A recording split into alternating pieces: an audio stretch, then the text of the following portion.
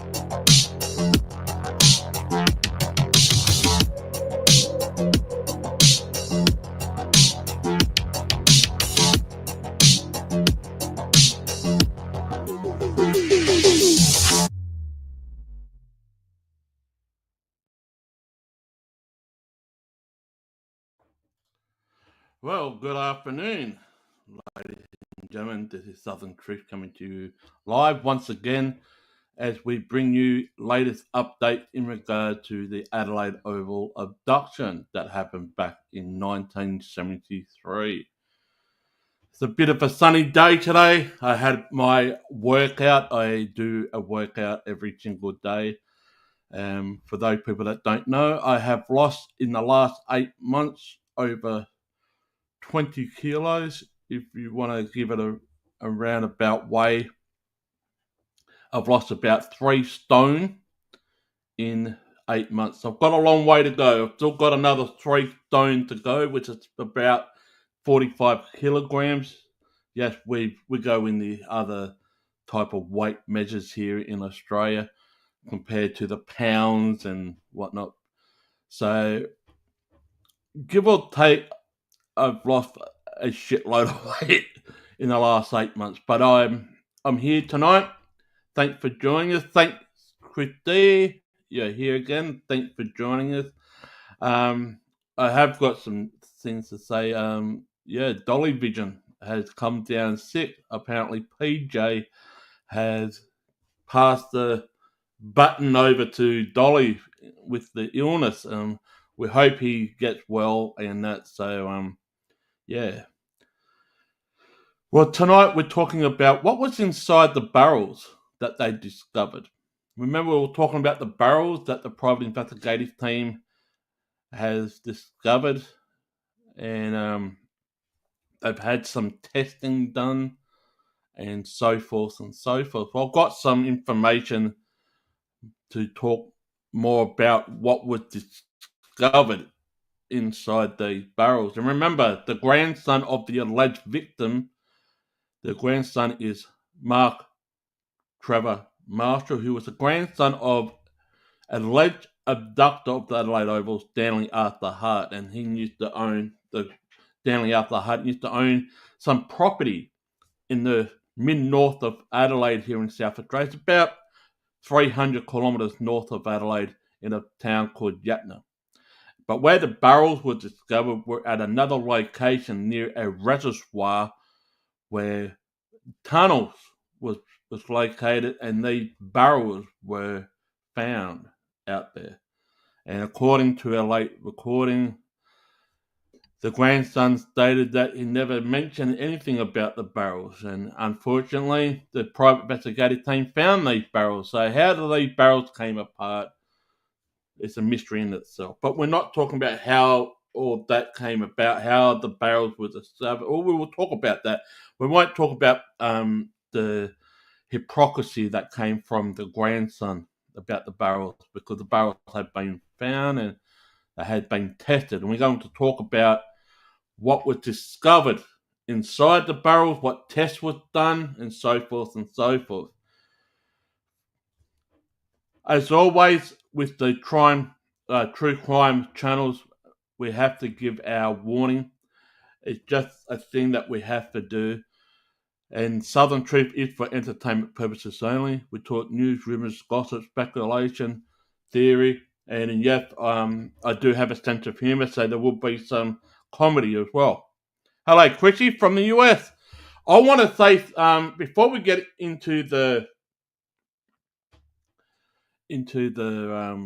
what was I talking about before? Oh yeah, we're giving a warning. Before I give my warning whatnot, I want to say thank you to all the support from yesterday's show over in Dolly Vision. Yes, I joined the panel for a second time in a few months.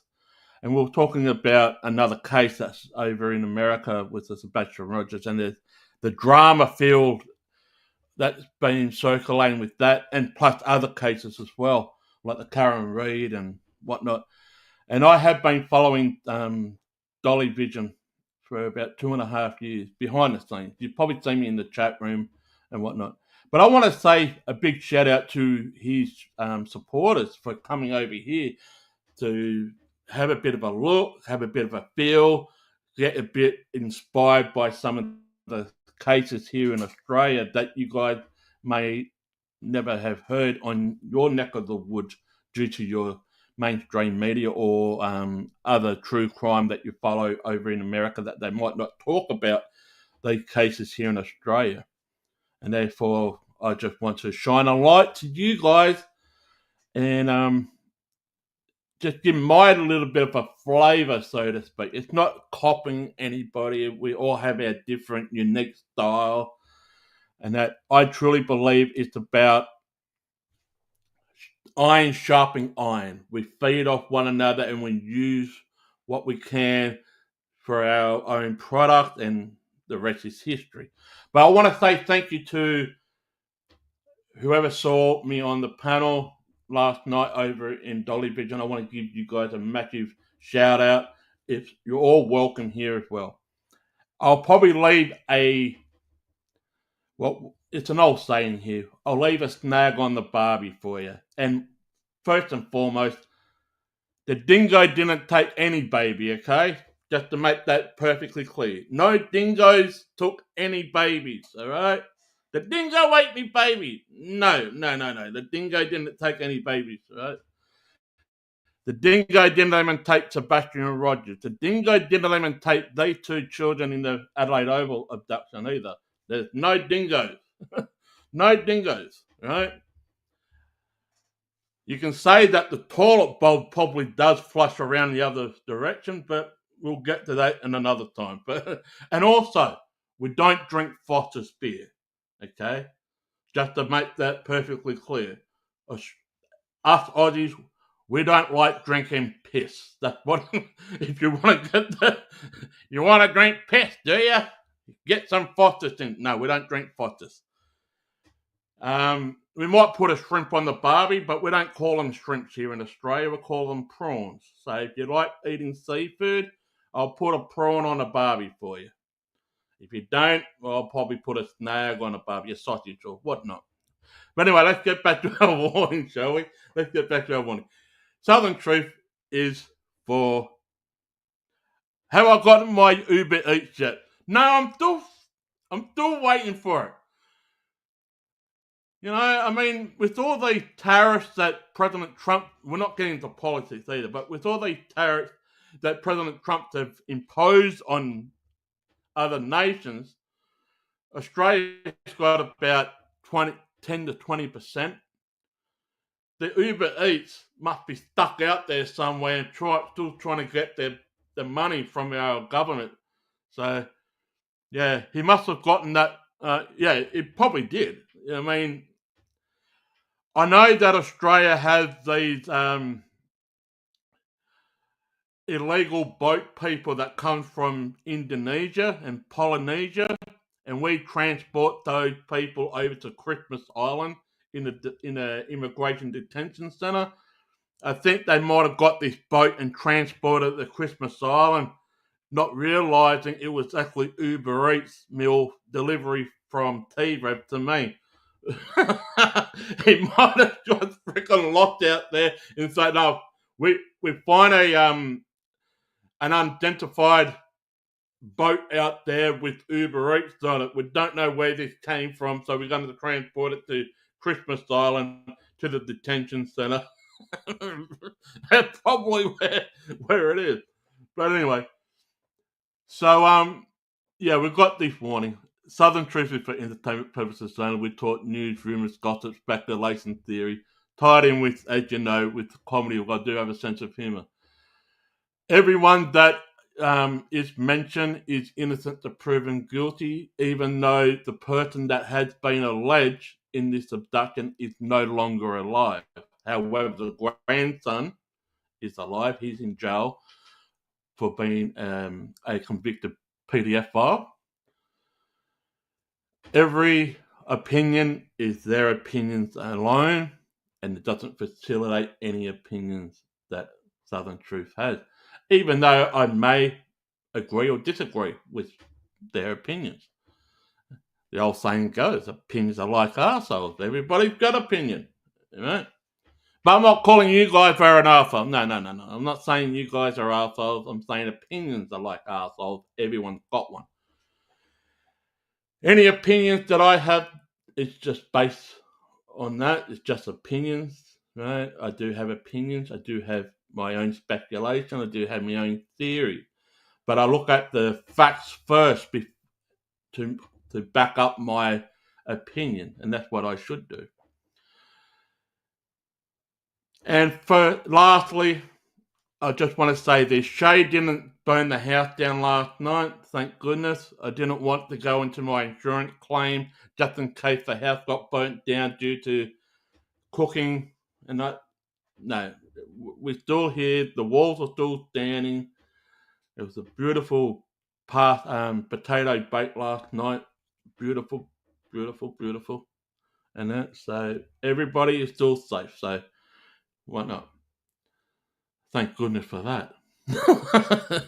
But anyway, we want to talk about what was inside these barrels. Now, we talked briefly last night that the grandson, Mark Trevor Marshall, who was a convicted PDFO, who was a grandson of the alleged abductor of the Adelaide Oval, of Joanna Radcliffe and Kirsty Marshall. They're the two children that were disappeared. One was 10 and the other one was 4. Stanley Arthur Hart is named as the alleged suspect. He's no longer alive. And he did have a farmland property approximately 300 kilometres north of Adelaide in a township called Yatna. His wife tragically died a horrible, horrible death. Stanley Arthur Hart was basically keeping away all the medical treatment, medicine. His wife died at a weight of 11 kilograms. That's like a stick. Literally tormented this wife of his, not getting the proper medical treatment that his wife needed, starved her to death, and kept a cockatoo, a bird, trapped inside a trap at the end of the bed. And there was other bones like chicken bones or animal bones placed on the bed as well. It was disgusting. This guy was indeed a creep. But under the law, he's still innocent. To prove him guilty, he can't go to court. He's no longer alive. But he can still be charged for it. He can still be found guilty of it. But at this present time, he's still innocent. He's been alleged, but he's still innocent. Well, there's a private investigative team who's been doing some searching up there, and they've come across these barrels. Now, these barrels were mentioned in a letter that was given to the South Australian police. And when it came to the tunnel up at Bikina, the South Australian police deemed it as a fantasy. The South Australian police didn't even go to this reservoir because they believed it was a fantasy. They didn't step foot on they didn't do any research, they didn't do any searching, they didn't do any discovery. It took a team, a very small team of private investigators that is privately funded to find any type of resemblance in the disappearance and the abduction of the Adelaide Oval. And they came across these two barrels. Well, I'm going to read, right? I'm not going to screen. Well, actually, I will share screen. I'll share screen. Right? But I don't know if you guys will be able to see it properly, but I'll read it out for you. This is Brian Littley, who is one of the lead guys of this searching for the Adelaide Oval abduction, and he stated this: there has always been a trace of the bodies. Well, that's quote unquote trace of the bodies of Joanne Radcliffe and Kirsty Auden, who were the ones that disappeared from Adelaide Oval. The barrels located sealed in Bikina Tunnel have tested positive for a weak trace of blood that by the forensic from the South Australian Police and vet. Right? There's also been acid at high levels. There's also been red blood cells in the most recent testing, which has been tested positive. There has been no trace of petroleum product or any mystery substance, and this was tested by US independent testing. The South Australian police have said they do not want the barrels to check. They have not ever examined them. We would like the elite University of Criminal Pathology and Crime Scene Labs to examine it. Now let's go and show you some of these photographs. These are the barrels. They're all sealed up so they don't get contaminated and they don't get disturbed, so to speak. These are the barrels. These are the barrels that were found down at the tunnels at Bikina. Right? The Adelaide Oval abduction case. Right? These are the two barrels. This is the barrels outside of the plastic. Yeah. This is the things that were tested inside the barrel, and it was red blood cells.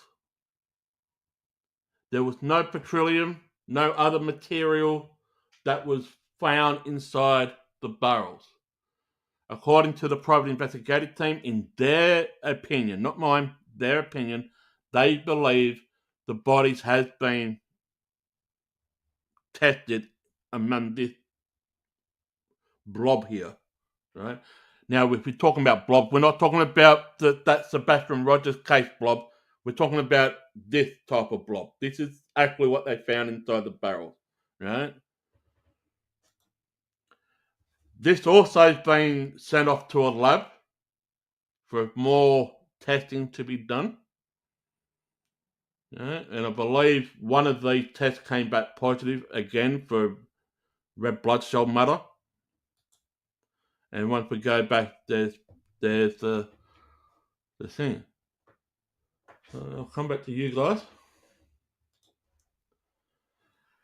So we've got to talk about this.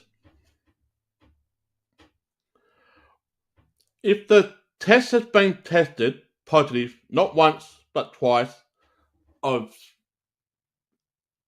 different other things, including red blood cell matter, there's been a trace of the bodies of the two children that disappeared back in 1973 that were put into, according to the private investigative team, not my words, their words. They believe there's always been a trace of red blood cells of the bodies of Joanne Ratcliffe and Kirsty Gordon. So let's ask the question. Where are the children now?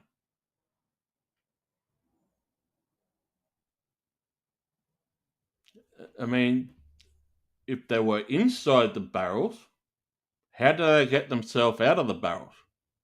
Well, who took them out of the barrels? More to the point. Now, I don't want to be too graphic in this, but we need to ask ourselves,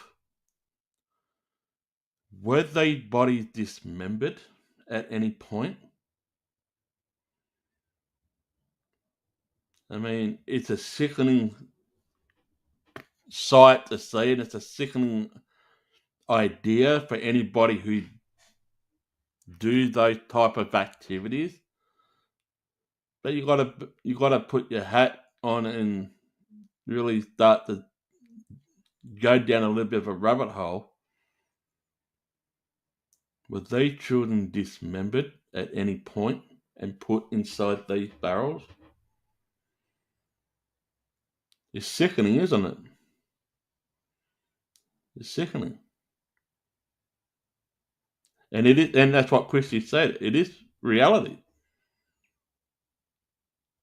The question's got to be now is, where are the bodies then? If they're traces of red blood cells that was discovered inside these barrels for a second time. They did a test about a week and a half ago, and it came back positive for a second time of red blood cell matter. Where are these bodies? Now remember, there is still a reward for this case of $1 million Australian. $1 million Australian dollars to solve this case. They found these barrels. The grandson said he never even mentioned about these barrels, but yet he written a letter, he drew out a map, he put some locations on where these barrels may be, but now in a recording he's saying he's never even mentioned about the barrels. Conviction, excuse me, convicted felons, whether you're a PDF file, whatever, criminals, let's just say that, what do they tend to do? More often than not, they lie. So if he's saying he's never mentioned the barrels before, in my opinion, he's a liar, because they found the barrels in a location where the police has never searched before. They haven't even stepped foot on that location. They didn't do their thing. Do they not have the girl's DNA test to see if the blood was theirs? I am presuming so, because the sister of one of the children that disappeared, she's part of this investigative team, private investigative team, who is out there doing the work. So I wouldn't be surprised if they couldn't get the DNA testing off the two girls that disappeared. I would be surprised if I got it off the sister to verify if, you know what I mean, so they can find some type of DNA. So yeah, I would not be surprised they have got the DNA. And if they haven't, whoa, that open up a whole other bunch of can of worms. Because they had been, I'm talking about the South Australian police here, they had been complicit. Now we talk about this corruption. We can talk about cover up here in South Australia. When it comes to missing children, and trigger warning, sexual abuse to children, especially in state care or in the Department of Children's Services, where they've been fostered out to other families. There is a massive, without a shadow of a doubt, there is a massive cover up. A massive cover up. And there is a suppression order in regards to an inquiry that happened in 2008, 2009, called the Mulligan Inquiry, which has got an 80-year suppression order. And the general public is trying to fight back, trying to get this suppression order lifted. Because you've got to ask yourself, what were they trying to protect and hide from this report or inquiry? What were they trying to hide, and also what were they trying to cover up from the Mulligan Inquiry if they have to suppress it for 80 years? Is it due to the severeness of the information given by witnesses, by people who had been abused? Shouldn't the public know the names of these predators? Now remember, innocent to proven guilty in the court of law, yeah? But if these people are indeed named in this report, and also the report has been suppressed for 80 years, what were the police covering up? What were they trying to do to enforce a suppression order for 80 years? Is it due to the severeness of the crimes that were committed? Or do they do not want the public to know?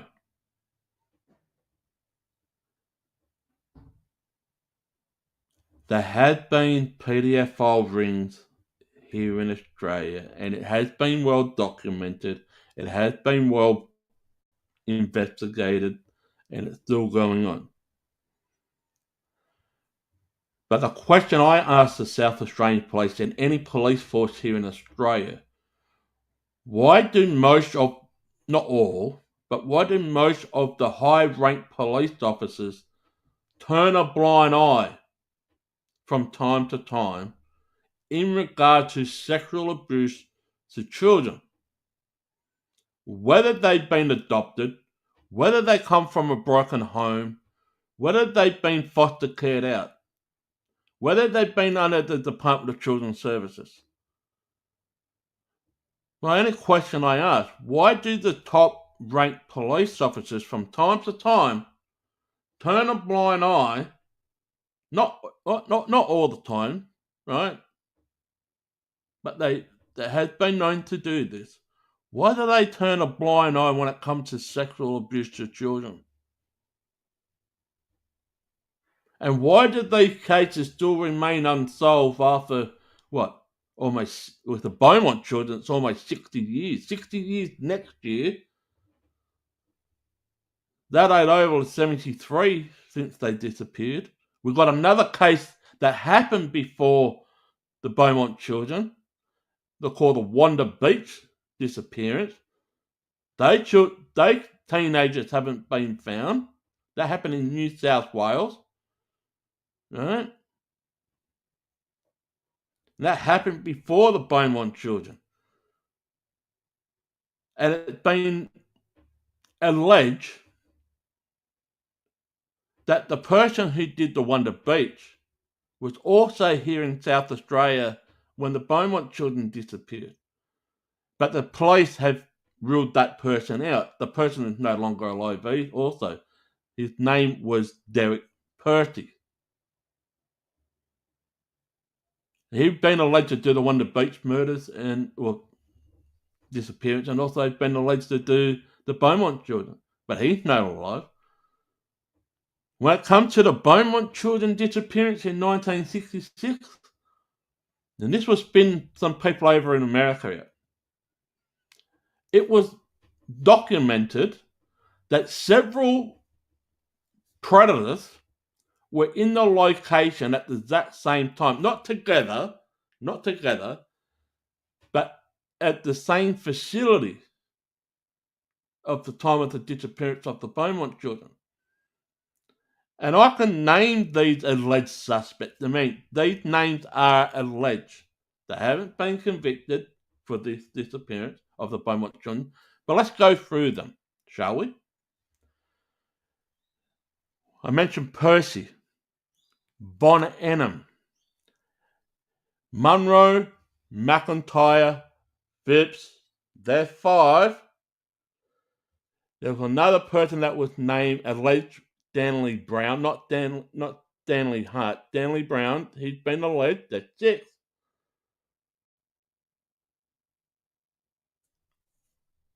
There's been other names. I can't get the name off the top of my tongue at the moment, but there's been other names mentioned in the disappearance of the Beaumont children. And then when it comes to 1973 of the Adelaide Oval abduction, that happened 7 years later. Some of those people that I mentioned that been alleged of the disappearance of the Beaumont children were also alleged to be involved with the disappearance of the Adelaide Oval abduction. And many people, like myself, before I really done a deep dive of this case, I truly believe that the Beaumont children and the Adelaide Oval disappearance were connected in some way, shape, or form. I truly believe that the person or persons that did the Beaumont children also did the Adelaide Oval. Christine says this, are those suspicious people still alive? Not all of them, some are. Von Enham is in jail. Munro is in jail. McIntyre, Phipps, Percy, they're all passed on. Stanley Arthur Hart, he's no longer alive. He's the alleged one that did the Adelaide Oval. He's no longer alive. But I know 3 that's still alive. Von Enham, Munro, who's the other one? There's another person that's still alive. I know the grandson of Stanley Arthur Hart, he's alive, but he wasn't involved in this. He was involved in other sexual crimes. There's about two or 3, maybe more, that's still alive, that are still serving prison time life right now. So, and the thing is, the theory out there, or the speculation out there, that somehow, some way, in some form, these people all knew, these alleged suspect all knew one another through the grapevine, because apparently it's a big club. Some of these alleged suspects only go after boys. Some will only go after girls, and some of them will go after boys or girls. Some will only go after teenagers. Some will only go after, young ones. What I mean by young, anywhere between 12 and under. Right? But there has been a theory out there that all these alleged suspects somehow, some way, in some form, all knew each other through the grapevine. But for some reason, they all seem to congregate here in Adelaide, because the history of Adelaide is the capital, murder capital of Australia. And I'm not sugarcoating that. Most of the crimes happen right here in South Australia. Yes, there has been crimes in other states of Australia. Yes, indeed. But if you want to look at the history of South Australia, it's a very, very dark place indeed. I mean, there's, without a shadow of a doubt, people talk about the tunnel systems network underneath the city of Adelaide. How they were funneling money, transporting money in these tunnels and underneath the city. How they was trafficking children underneath these tunnels as well. There's stories out there. Whether people want to believe it or not, you can make up your own mind. Some of it is out. Some of these stories are just completely out there. Some of them is like, whoa, that really happened, and some of them go, shit. But every crime that happens here in South Australia, it just seems to me that there's more to the story than meets the eye. And most people here in South Australia just point their fingers directly at the South Australian police. I have seen from another YouTuber how Australia is, and the public. Yeah, we got public housing here, or public housing, government housing, same thing. Like, we have a private rental sector as well in the housing, and there's the public. The public is the government housing. It's mainly the low income welfare people that live in the government housing, predominantly.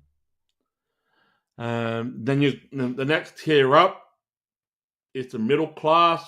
It's like what I am and what my partner and we're the middle class. We've got the private rent, and then you've got those ones that owns their own home. And around my area, you cannot buy a house under $1.6 million. If you get an apartment house, you may be lucky getting it for about $700,000 in my area. But houses, a 4-bedroom house in my area, the cheapest is 1.2. That's the median. $1.2 million. I mean, in the last, we've come up to our 5th year here. We've been here for 4.5 years. All right. This August we've been here for 5. Our rent had changed 4 times since we've been here. Right, we pay by the week here, and our rent is $440 a week, which is $880 a fortnight. Plus we've got to pay internet, gas, electricity, phone, all that. And they're talking about cost of living. I've already asked my local MP, how can you put a cost on living?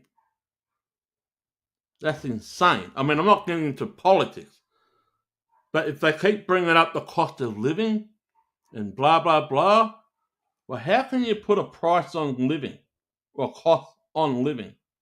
You simply can't. I mean, people talk about the egg prices. Here in Australia, we had our eggs up to like $9-10 just for a 6-pack. A 6. You can get a dozen eggs that was around about $15, $16 at one point in time. At the moment, a dozen can be anywhere between $9 to $12 now for a dozen of eggs. The meat prices, we go by the kilo. We don't go by the pound. We go by the kilo. We can get a leg of lamb for $14 a kilo. And how do you put these prices on? The cost of living. And then I was asking the panel last night, if you're going out to search for missing people,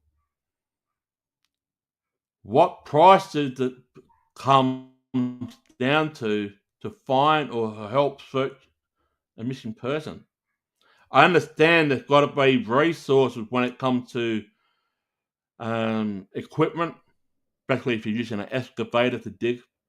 I understand there has to be maybe dumping fees. You have to take dirt or whatnot to a dump or whatnot, soil to a dump. You got to pay fees. You got to pay for gasoline. It all adds up. And some do raise money. Some do it as a fundraiser. And I just asked, how much does it got to take on the funds to go out searching? Are we talking thousands? Are we talking hundreds of thousands of dollars for a search team? And we know a case in America with Sebastian Rogers that there really ain't no one really doing any searching for Sebastian. There are some other YouTubers and that, but when it comes down to the families, they just want to bust their gums like a tennis match. You're full of shit. No, you're full of shit. Stop picking on me. Why is everybody picking on me? Your face looks like a chump and you're full of acne. You know what I mean? It's just a lot of bullshit. And that's kind of a bit some of the cases here in Australia when you have some of these groups, and if they don't like your opinion, they will just spit you out as quick as they allow you in. The knife comes out. Yeah, there has been some lawsuits of defamation and shit like that. It's all these petty things, It's like a pissing contest to see how deep they can, or how far they can piss. Like, we have a saying here in Australia, don't piss on my leg. Which means, in other words, don't bullshit to me. Because you can't bullshit a bullshit artist. I mean, I used to bullshit to my mother all the time when I was a teenager and got away with some of the stuff. Not all the stuff, but some of the stuff.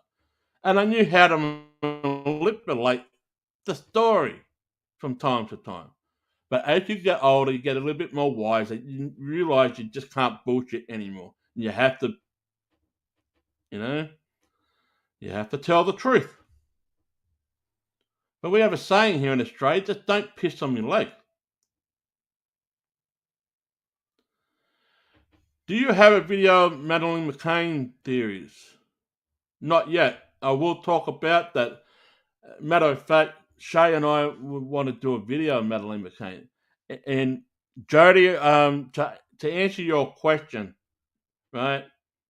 I saw the question in the panel, and I did touch on this last night here after I got off the panel. But I'll go over it again. With the Madeleine McCann, as we know now, there is a bit of a court appearance over in Europe in regards to the Madeleine McCann. And it's been alleged they got the person who may have abducted Madeleine McCann. In my opinion, I don't believe that guy is involved. I truly believe Madeleine McCann was indeed trafficked. Where to? I have no idea where to. Right?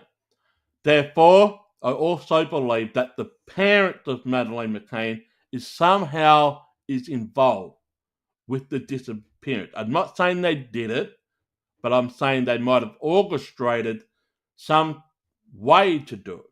Now, do you remember when the sketch from an eyewitness report of who may have abducted Madeleine McCann? There were two gentlemen in this sketch, and one of these sketches looked like John Podesta, who is famously known to be one of the campaign organisers for Hillary Clinton. Now, I'm not saying John Podesta had anything to do with this, right? But the sketch looked like John Podesta, right? But I truly believe Madeleine McCann was trafficked. Where to, I don't know.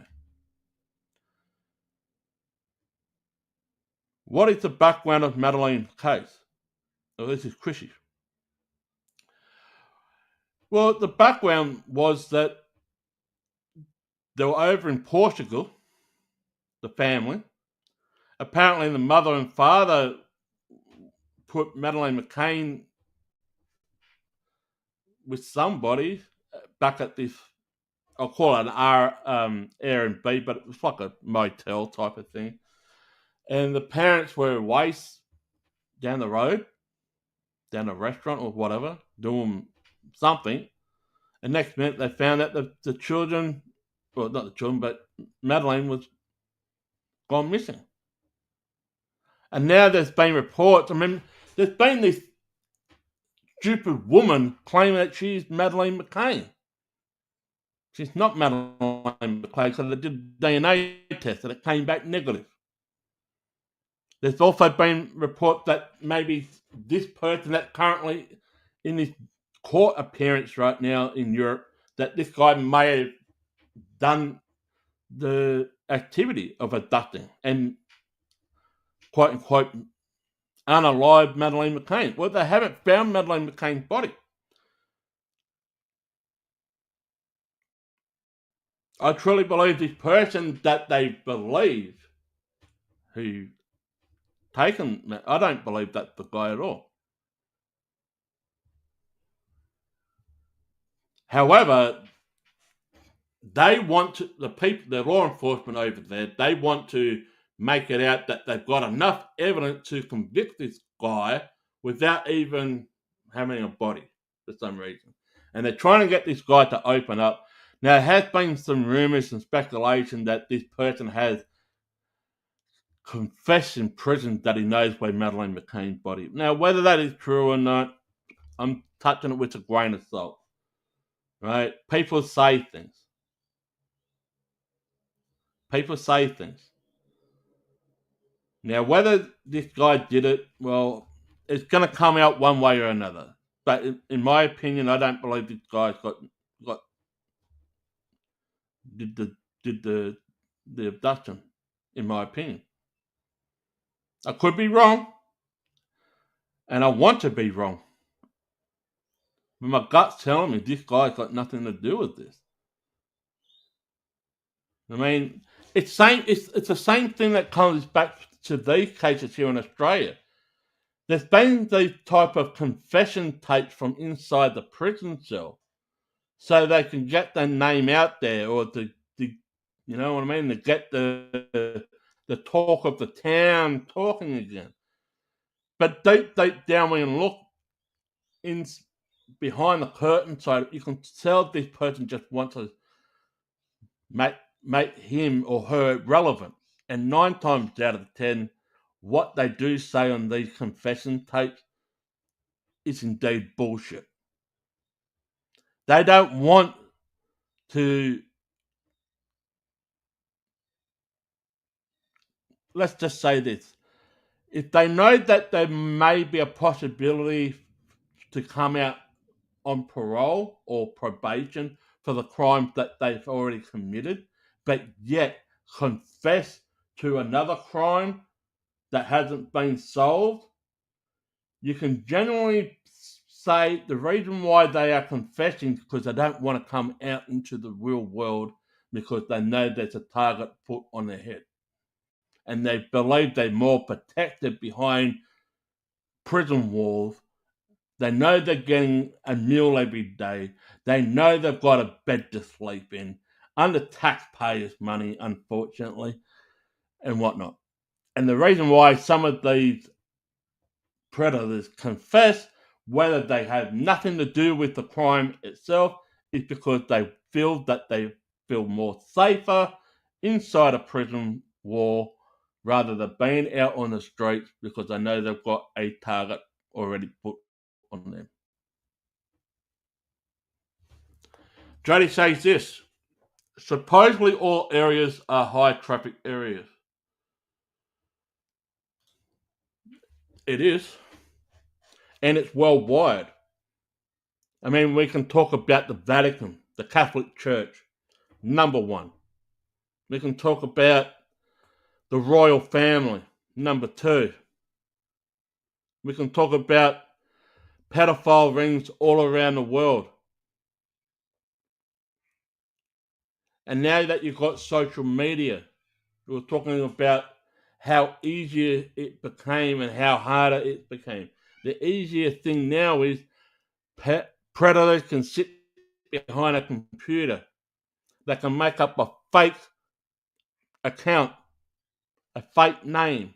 They can present themselves as a model, but realistically, there's 60, 70-year-old men hiding behind a fake photo trying to wheel in young children.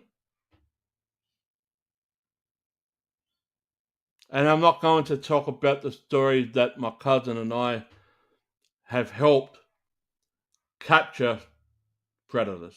We have done some. I won't go into it. I will not go into it. We have helped captured at least 8 of them back in between 2007 to 2010. We captured 8 of them, predators. We helped. All right? But there's many more, many out there. You know, there's a gentleman club where businessmen, lawyers, doctors, politicians, businessmen all go in there. It's like a massive social club. But yet they all know to be involved with trafficking children and abusing children and sexually abusing and blah, blah, blah. It's been documented. Thank you, Quitty. No problem. But I think the real issue is when you talk about all that, I mean, it's not a conspiracy theory. It's just that some people shy away from it.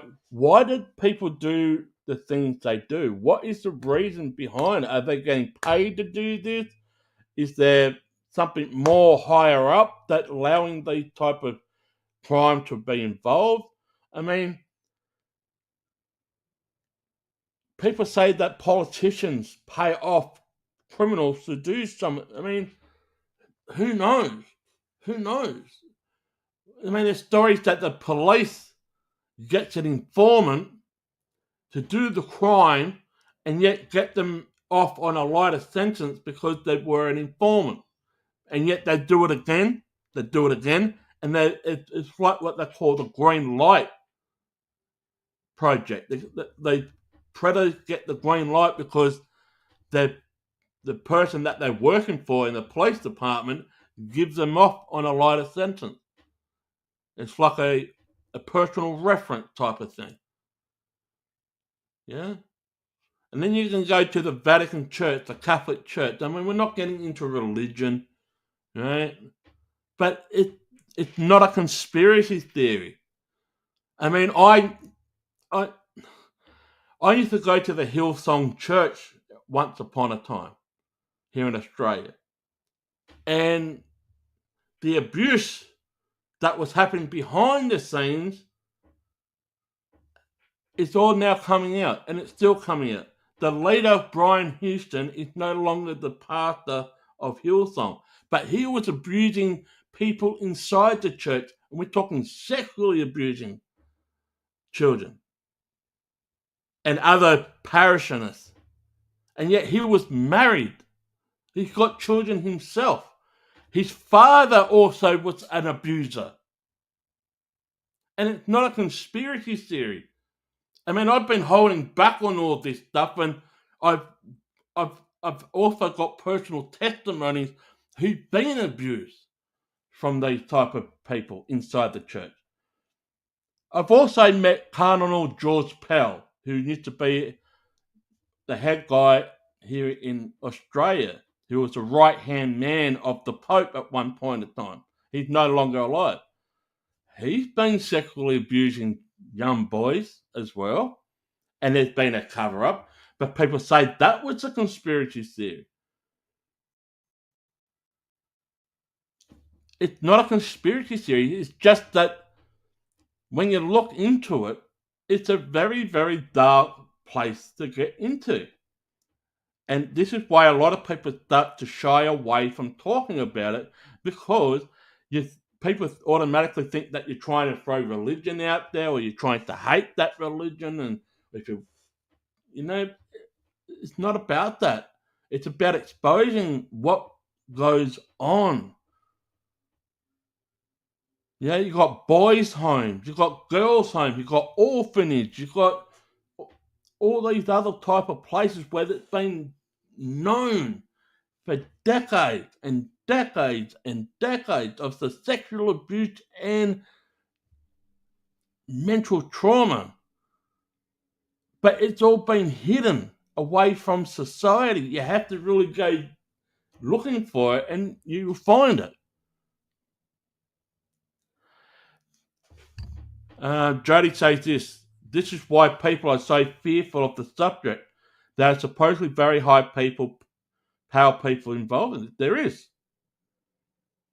And it goes, like I mentioned before, you've got the Vatican, you've got the royal family, you've got some politicians, not all, some, right? You've got police officers, you've got lawyers, you've got doctors, you've got priests, parishioners. You know, there are. Is he in jail? Who's in jail? Brian Houston. He went underground. Yeah, you got celebrities as well. Brian Houston, he's gone underground. He's no longer in the. He's he did fled Australia and went back to America and tried to start up again, but I think people are on his case over there, because I know the Hillsong Church is originated from America, then it came to Australia. Right? It has nothing to do with religion. People can hide behind the innocent. Exactly. And that's why I think many people start to shy away from talking about the sexual abuse inside some of these churches. And I'm not saying every church is the same. Right? I mean, I'm a Christian. I don't go to church. I truly believe my house is my church. I don't force my belief system onto other people. At the same token, what I have seen from the Hillsongs, from the Catholic Church, from the Anglican Church, from the Uniting Church, from the Baptist Church, it will make people head spin. And I understand people probably already know about this, but I'm only just touching the surface.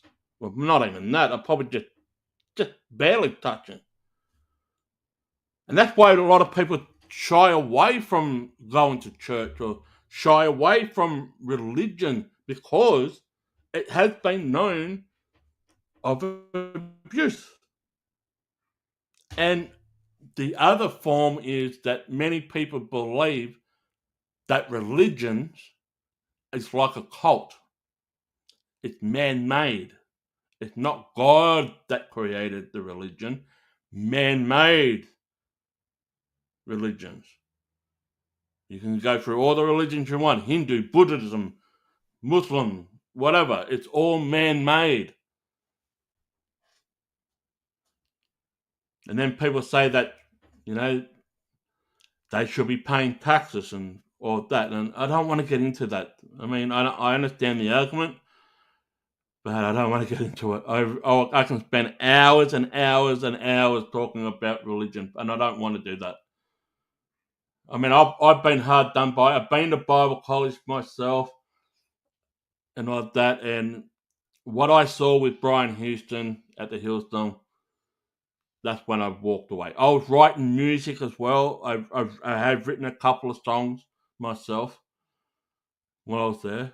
I've written Psalm 100, and I co-written a song with a guy. The title was I Believe in You. I believe in you. I believe it true. I believe the things you do. It was a bit like a Beatles Kiss type of thing, right? We just had a melody. I believe in you. I believe it true.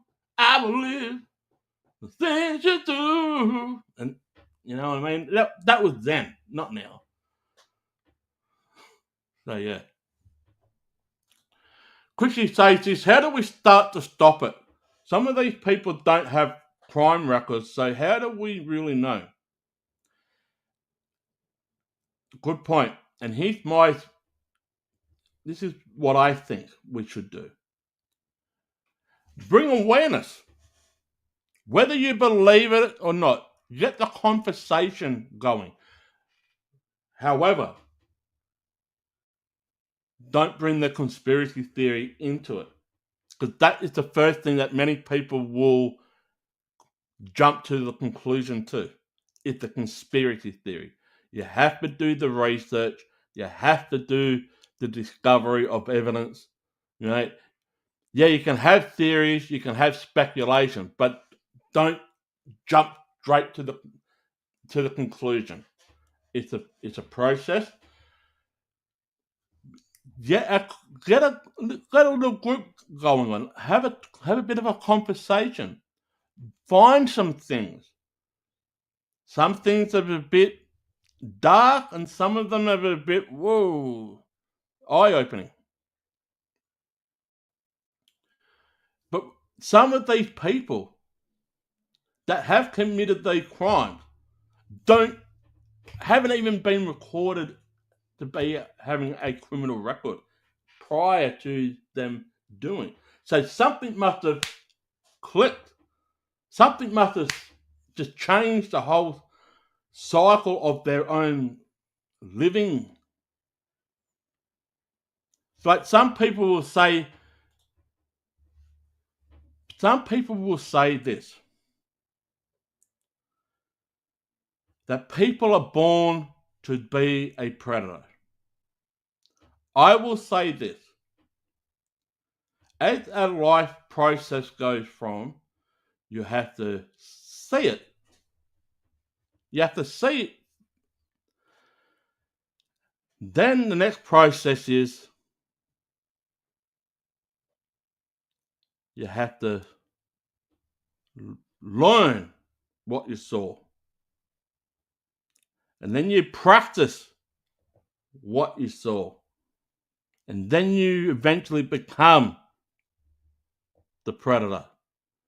Because if that's all you've been seeing, if that's all you've been taught, if that also the things that you've been learning, eventually you're going to end up becoming that. But we do have the power to break the chains and say, no, enough is enough. Now, Christians say when they facts. The facts of what?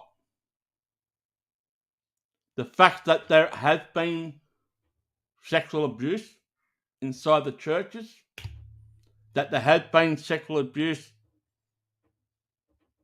inside the governments, whether there's been sexual abuse inside the royal family, whether there's been sexual abuse done by police informants, celebrities.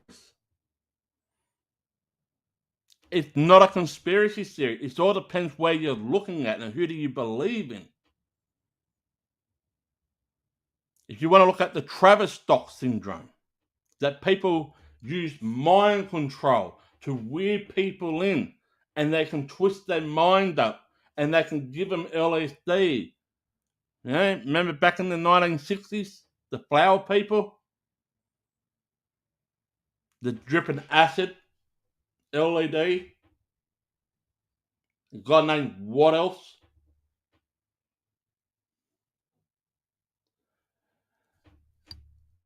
Well, the question I ask you quickly is, do you believe there's been sexual abuse inside the churches? It's indeed the Catholic Church. Do you believe there has been? There's been facts out there. Just look at Cardinal George Pell. He's no longer alive. He did go to jail for a short time. Then he gets released and now he's no longer alive.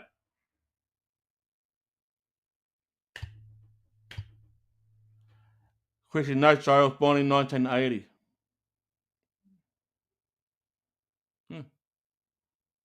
Yeah, Cardinal George Pell. What about all these other archbishops in the Anglican Church? It's been known here in Adelaide that he was in a known PDF file. He's been convicted. He's been removed from his post. You want me to? Let me bring it up. Right? Anglican.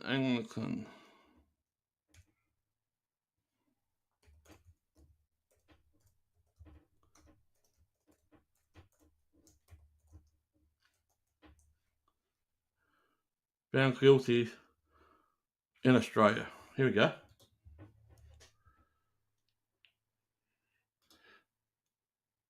Let me just share this. Alright. I'm not making it up. This is an Anglican priest who was sentenced to 9 years imprisonment here in Australia. Alright, let's go through this. And this is back in 2018. Anglican priest sentenced to 9 years jail for raping Canberra teenager. A woman who was raped by a former Anglican priest 30 years ago has detailed the extensive of long-lasting impact of abuse in court.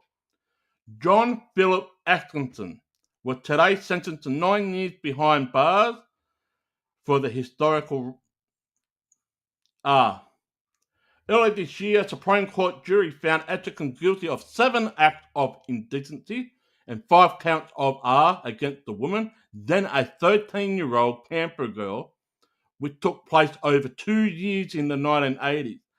Atkinson pleaded not guilty to all charges. He had previously been convicted of other offences involving children in the ACT, Victoria, New South Wales, and the United Kingdom, and he served roughly 2 years at the Genuine Correctional Centre in the late 1990s. The first assault on the Canberra teenager took place at the All Saints Anglican Church in Annesley after she finished violin practice. During the trial, the woman told the court Atkinson had told her to look into the corner while he abused her and prayed that she might see her pet dog that had died. At the same time, Atkinson, then a deacon, prayed to God for forgiveness. In handing down his sentence, Justice Michael Icklem said that the incident was a massive demonstration of hypocrisy. Other assaults took place at the church as well as the victim's Red Hill home. Justice Icklem said Atkinson had been dealt with leniency by judges in relation to his other offences, saying he was unquestionably a PDF file. That is just one of them. 9 years back in 2018. So what? We're 5 years. So in 4 years' time, this guy can be eligible for parole. That's an Anglican priest here in Australia. Committed 7 acts over a 2-year period. Let's go through another one. That's just one of them. This is what happened on March 25th. I can't read that one. It's got behind a paywall. Let's go this one. It's another one. Here's another one. This is in Australia.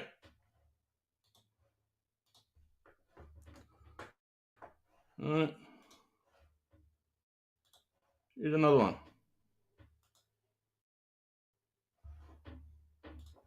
This is from The Guardian.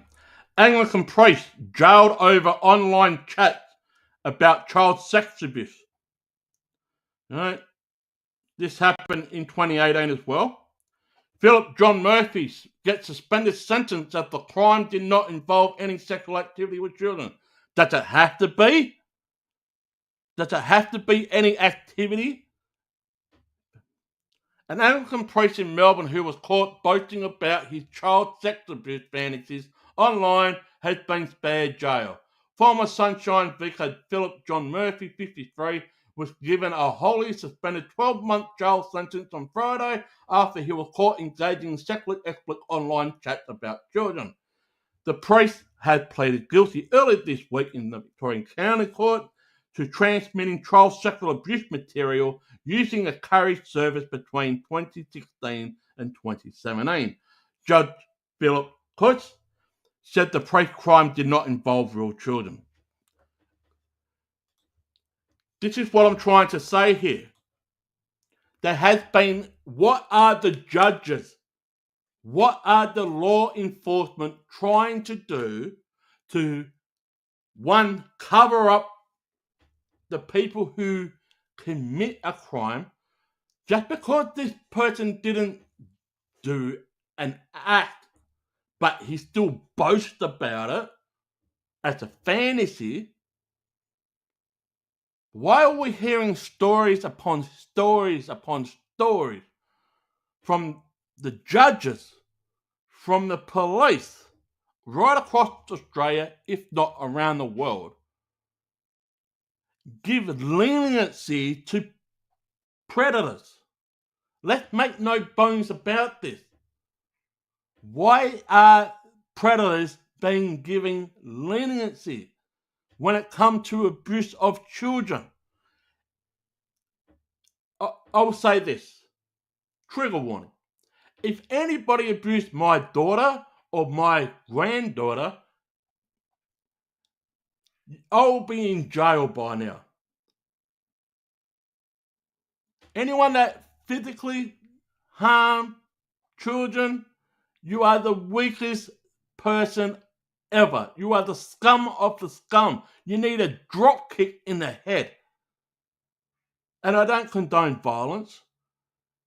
However, there are some things that need to be accounted for. When there is indeed children that's been tormented and abused and been in an act that they have no say in the matter, then you have to turn the other coin and say, well, why do children go ahead? Do you think children know better? Do you really think children know what's going on at this time when an act is being put upon them? Predators need to be named, and secondly, they need to be shamed. Because if I ever got my hands on them, there will be hell to pay. Hell to pay. We have Department of Children's Services, or DP in Australia. Yes, we do. I'll say this again. There is an 80-year suppression order when it comes to children that's been abused into state care. which is the Department of Children's Services, whether the child's been fostered out or been put into care of another guardian, there's an 80-year suppression order due to sexual abuse or, quote, abuse to children under state care. 80-year suppression order. And that's in my state.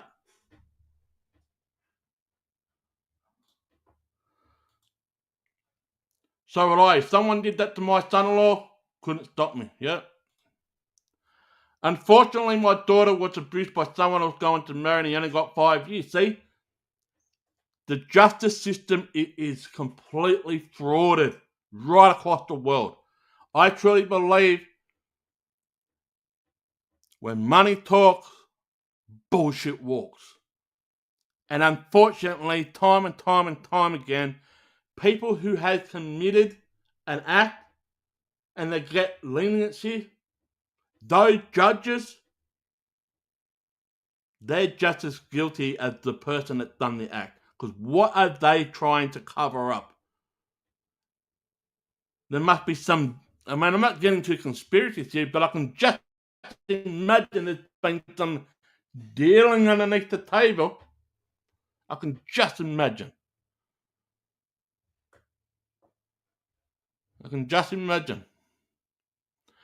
And Chrissy, I'm sorry about that. Geordie said death penalty. I had a way when I was a teenager, when I was getting into history, that anybody that committed these type of crimes should be skinned and thrown into hot sand permanently. And let me just tell a story, shall I? I am a child victim of domestic violence for the first 15 years of my life. I saved my mother night in, night out of a alcoholic father that literally beat my mum black and blue, night in, night out. Yeah, okay. I couldn't help my mum when I was a toddler, but I did scream for help. But when I turned 15, so before we go to I turned 15, in 1987, it was Mother's Day here in Australia, and we all took my mum out for a wonderful meal. However, my father took off somewhere. We never saw him. Went up dropping my grandmother off and my uncle off back at their house, and we drove back home. My father was nowhere near to be seen. We can only just imagine that he was drinking at the pub. So we get home. My grandfather was living with us. So my grandfather was tucked in bed. My sister, who's 2.5 years younger, she's in bed. My bedroom is the closest to the lounge room. If you go up the hallway, it's the first one on the right. In the middle of the night, I can hear a woman screaming. I get out of bed in my pajamas and I go into the lounge room. And I am not making this up. I was 7 years of age going on to 8 years of age. I saw my father literally on top of my mother, beating the living shit out of her. I pulled my dad off my mum at the age of 7 going on to 8. I said to my mum, get my sister, get granddad, get in the car, go back to your mum's place, Nana's place. While she was doing that, I was getting the second beating. I was getting beaten up. We managed to escape. Unfortunately, as time goes on, Mum gets back with my father and the thing starts again. The last time ever is when I was 15. I was in the kitchen having my lunch and there was a dispute over a phone bill. And in the corner of my eye, I saw my dad reaching into his toolbox, picking out his claw hammer, and went for a charge at my mother. I got up, stopped what I was doing, saw my dad with the claw hammer, picked him up with one hand and threw him against the wall. I said, "Drop that claw hammer, and if you don't," and I remember the words like yesterday, "if you do not drop this hammer right now, I will kill you." And what did it take? All that burden, all that violence for 15 years for his own son to come out and say to him straight to his face at the age of 15, "If you don't put that hammer down, I will kill you." Because he was going to kill my mother if I wasn't there. I didn't kill him. I told him to get the... I'll say this, and sorry for the F-bomb. I told him to get the fuck out of this house right now and never come back. It is over. You're not going to hurt mum anymore. If you want to hurt somebody, hurt me and see how far you get. And since that day of me standing up for myself, because I was bullied at school, I was bullied at home, I was beaten around the bush at home by my dad and so forth. That day, I became a man. That day when I saw my father grab the claw hammer and trying to charge at my mother, that was a day when a boy becomes a man. Now, many people said that I became a man back in 1987. I truly believe in my heart of heart I became a man when I was 15. And that stopped me from breaking the cycle. I didn't want to become like my father. I didn't want to become a violent person to women. And that's why I'm an advocate. Violence against women. I will speak for every woman out there. Right? And there'll be some men that say that some women deserve this. No, they fucking don't. Anyone that say that women deserve a bit of a clip across the ears, no, you need a kick in the frickin' forehead if you believe that.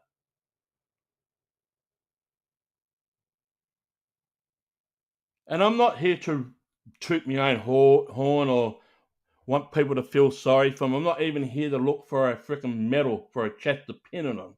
I'm not doing that. But there are so many stories out there, and I'm just another pebble on the beach with a story that I am a child victim. And I will speak against violence against women. I will speak against it. Because I know what it did to me. And more importantly, I know what it did to my own mother. And there's many other stories that will be in the chat room of women that had been in abusive relationships or families and whatnot. And I feel sorry for every single one of you because I know what my mother went through. I know what I went through. And I can just imagine what you people have been through. It might have been rough as well. I mean, I remember I had a cricket bat because I was playing cricket here in Australia. My dad whacked me across the jaw with my cricket bat for protecting my mum. And I was about 10 at the time. Hey, Russ. And the thing is, the relationship I have now with Shay, I mean, we've been together, I met in 2012, sorry, 2012. This will be coming up to 13, 14 years now. And we haven't separated at all.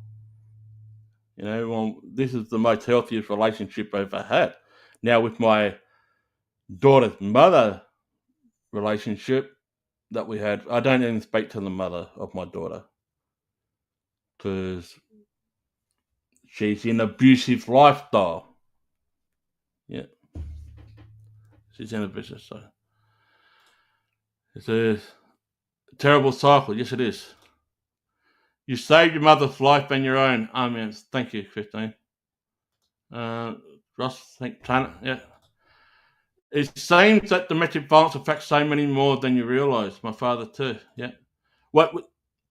Your father was in a. Okay, let's have a look at this.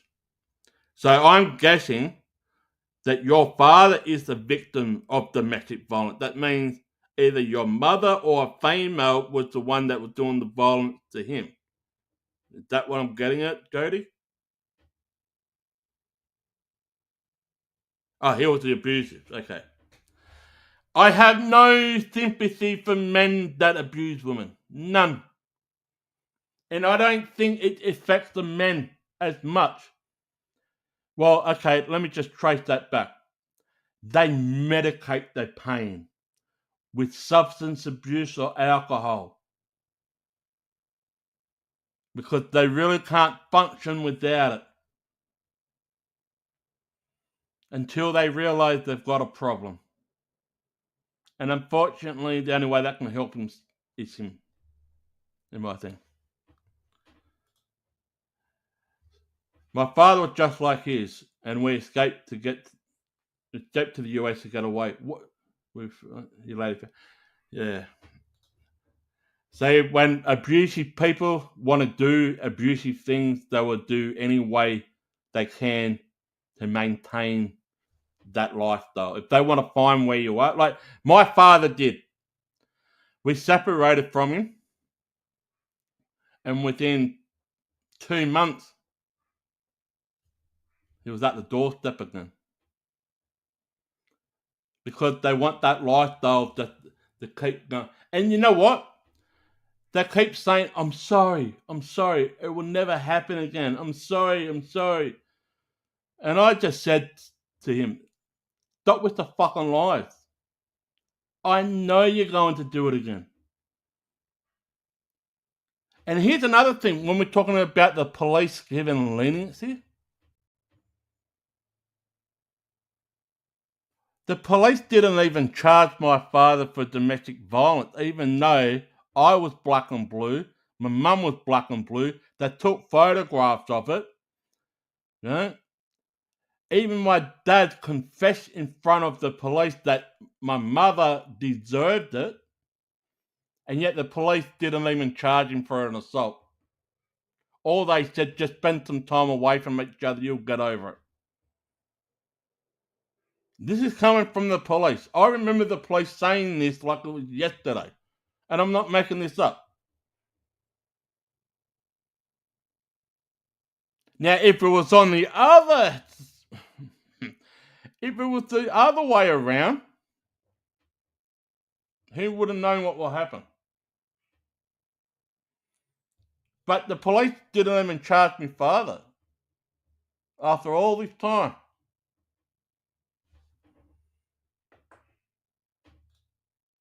My father he died at 40s. Oh, okay. It's always the same story. It is. I was never abused, so I can't put myself in anyone's shoes that has happened to. I tried to be an advocate, but it's the right. Yep. If you support it, if you support just being a beacon of light, so to speak, like share awareness or to support, that's what you can do. I mean, there's no harm in that. The more words and people speaking out about it, the better, in my opinion. And that's what it comes back to abuse in children. And when it comes back to the Beaumonts and the Adelaide Oval abduction and any other missing children cases, we need more awareness. We need people to speak out more about it and bring evidence and conversation. Leave the bullshit out. Leave the conspiracy theory out. I mean, I believe when people jump to conspiracy, you're trying to put your own persuasion onto other people, and you're trying to force other people to believe what you believe. That's not the way it's supposed to be. It's to have an opinion, to feed off opinions. Right? I'm like a sponge. I soak it in, but I'm like a garbage truck at the same time. Garbage in, garbage out, so to speak. Once I realise what is true and what's not, is garbage in, garbage out. You know? Because you'll hear stories from all different angles, and you're just trying to figure it out. Okay, what is true? What's not true? What is relevant? What is not relevant? And the problem I see with some people that do true crime, they jump straight to the conclusion, a conspiracy theory, and that I truly don't agree with it. You know what I mean? It's a process, and then you bring the facts and the evidence in, and people make up their own mind till they get found guilty or not guilty in the court of law. And remember, we're not lawyers, we're not judges, we're not even law enforcement. We're just researchers. Even people in the chat, when we're talking, you do some research as well. Well, I'm presuming some do. Yeah, I presume. I would never. So that this was in the mid-70s. It wasn't taken as seriously as it is now. It's still not taken seriously. It's taken private investigative team to do it. The police are not even involved with this case. And the other one, the Beaumont children, they're not involved. It's taken the private investigative team to do this. With all the evidence that they have gathered and collected over the years, with all the information that are still coming in, the police are not doing jack. They're not doing jack. It's private investigative team that is privately funded. The police are not involved in it. And yet the police came out with a stern warning that these private investigative teams is putting a burden on the victim families when they go back to these historical sites trying to dig up the searching for missing people. Well, if they're not doing it themselves, I don't see this being a burden. I see this being closure. Because the police are not doing anything at the moment in regard to these type of cases at the moment. They're fixing on other stuff. And at the same time, these private investigative team had both came out and said, we're not looking for a body. We're looking for evidence that surrounds the case that the police might have turned a blind eye towards. And they have found evidence. They found barrels which been tested for red blood cells. And it came back positive. This is not the police doing it. This is private investigative team doing it.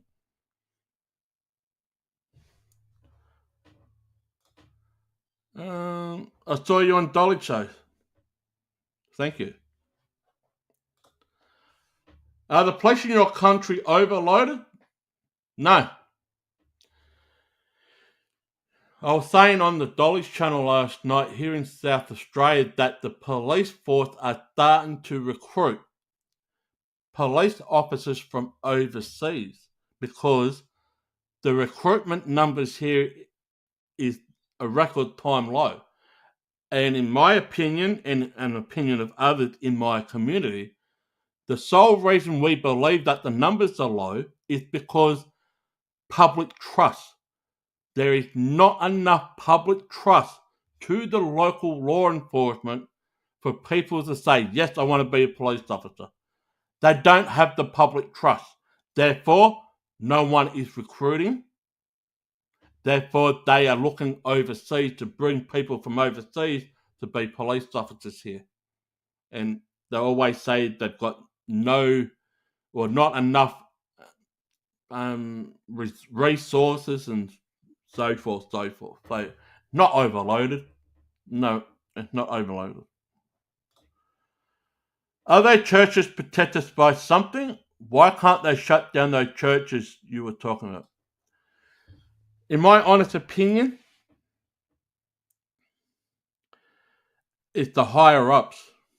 Yes, they channel money into churches. They don't pay taxes. But it's a group. It's a very, very powerful group. Like I just want one quote of the Bible. I'm not preaching anything, right? I'm not preaching, but I make a quote. Jesus was saying to his disciples that you don't let the poor beggar sit at the back and be fed like crumbs. Let that person come down to the front to be known. Welcome him, clothe him, bathe him, feed him.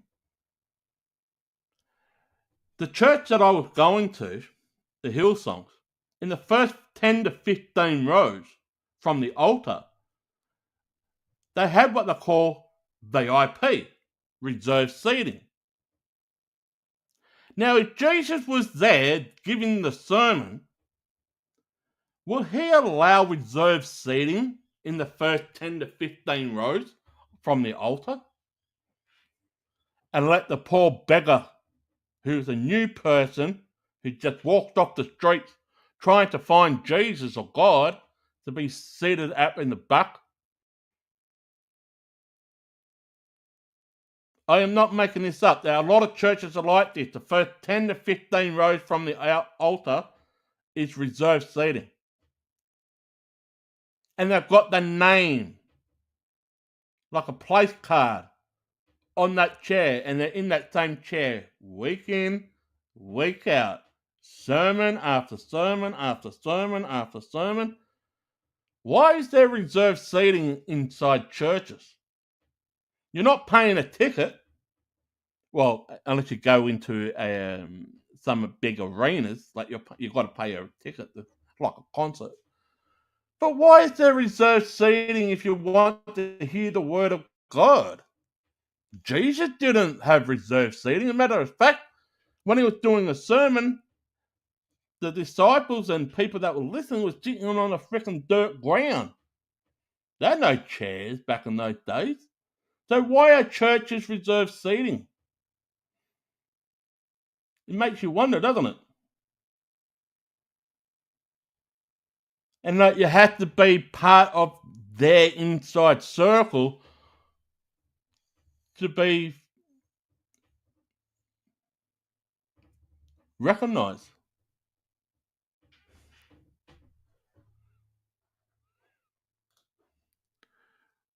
What do I go by, sir? What do you mean, religion? I'm a Christian.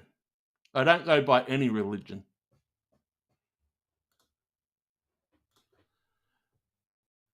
VIP seating in the church, that's massive. Yeah, it's true. It is true. VIP seating.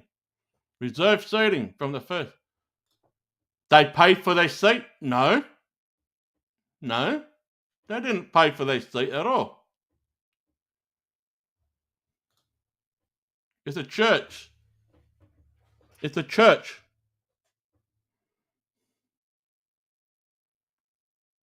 They're not even donating a lot. I remember coming back from Vancouver, and then people will ask me, why did I go to Vancouver in 2002? I was doing youth work, and people, you heard of YWAM? Well, they've got another youth work called RASWAM up in Canada, called Random Acts with Self-Kindness with a Message. And I was showing a few things up there. And we mentioned about Hastings and known about the child trafficking back in 2002. Well, when I came back in 2003 to the same church back here in Australia, all the pastors was given a brand new watch, and they weren't cheap, right? Brand new watch, brand new cars, and they were giving a bonus. Everyone was giving, like the pastors inside the church, from the youth pastor to the worship pastor to the head pastor.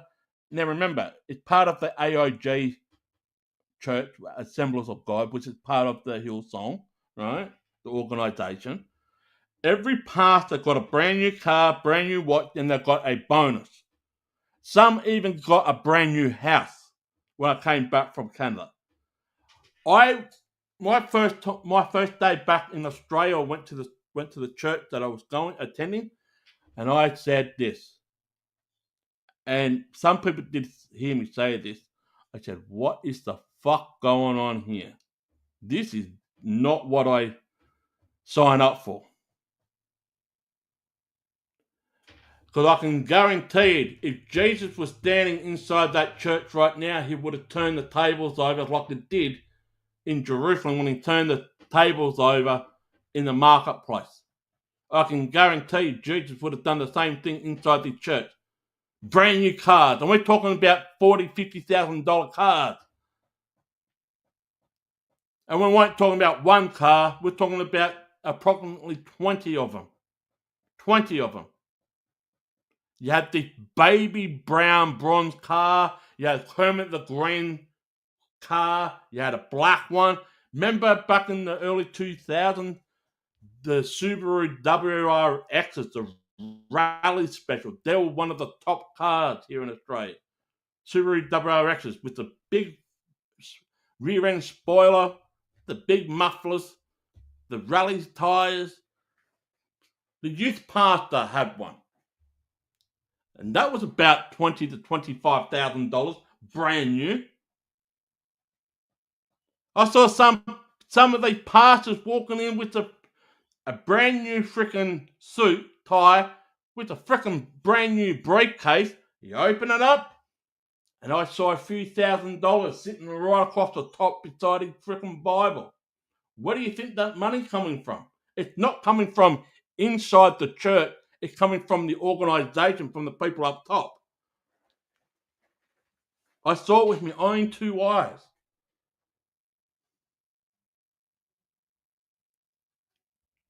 They didn't like me wearing band t-shirts inside the church because they thought I was a walking billboard for bands. Every Sunday, I was wearing a different band shirt, wearing Kiss, Metallica, AC/DC, Van Halen, Def Leppard. I was a walking billboard. Free advertisement, however. But you get my point. All right, good night. Good night, Jody.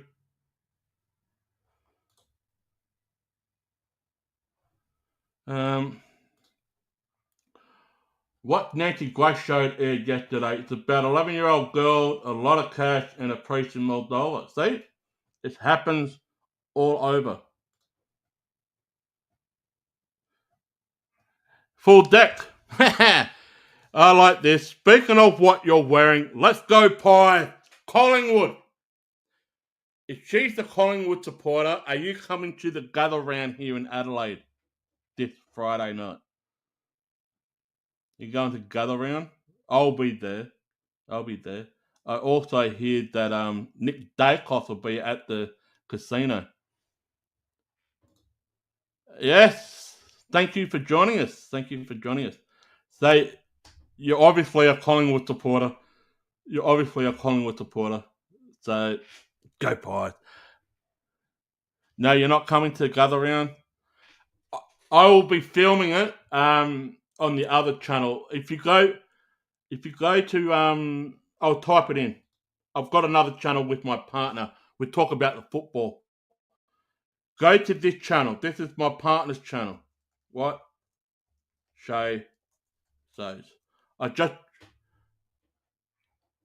typed it in. That's on YouTube. If you want to go there as well. You believe black and white? Me too. Christian says this. I get the money, but if the abuse is truly happening, I think it is. Why can't they be shut down? It's not right that It's the power. And I'm not making this up. Some of these churches, they're also being protected by the government. I don't know if it is in America, but definitely here in Australia. Right? They get some of their funding or their money from top politicians. I know the Hillsong Church did, because the ex-Prime Minister Morrison, he used to attend the Hillsong Church and he was giving them money like it was a tap. So I don't know if the same thing is happening over in America or the UK or whatnot, where the politicians are the ones channeling the money and they're being protected by the government. Yeah. Yeah. And that's what I'm saying. Here in South Australia, when it comes to the abuse of children, there is a gentleman's club here in Adelaide, and I want to do a show. I want to go live on the scenes down here in Adelaide. This gentleman's club is still there. I'm not going inside it. I would be on the outside on a public footpath, and I would document it, and I'll show you exactly where it is. Doctors, lawyers, politicians, businessmen, police officers, all go in there. Judges. This is where they talk about doing some acts of abuse. And it's a gentleman's club. And they all talk about it. And this is where their Chinese whispers goes around. And the old saying goes, not what you know, is who you know. But I will do it. I'll do it live on the scene, on the footpath, where this gentleman's club is, where the main corporate building is.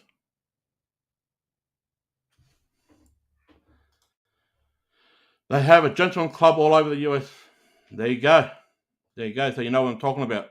It's very frustrating because what can we do about the government? It just sounds like the world is shit anymore.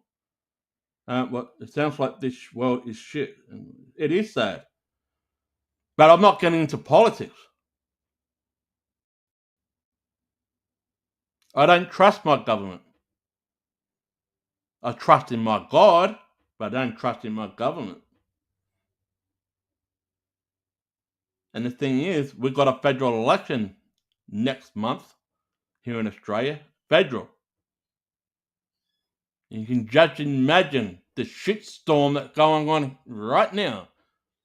Because not long ago, the United States just had their election. Well, we've got our election coming up next month. You can just imagine the shitstorm that's going on right now. The old saying goes, when it comes to politics, nothing changes when nothing changes. Yes, a new person will come on or get put back in or whatnot, but it doesn't change. The machine still revolves around, it still goes around and keep going.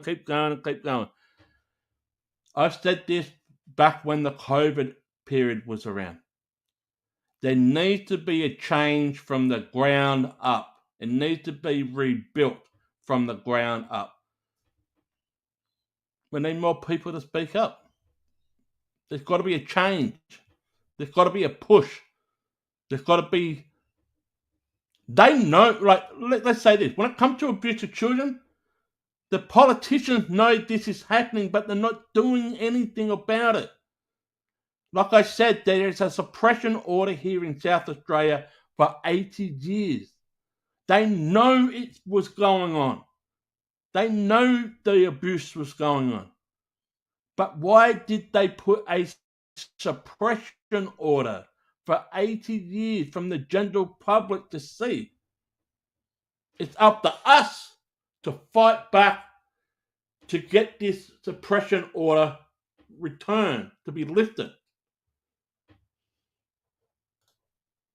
Yeah. A new puppet, same puppet master. Yep. The globalists, the elite, whatever you want to call it. It's every way, which way, byways. Like I said, when money talks, bullshit walks.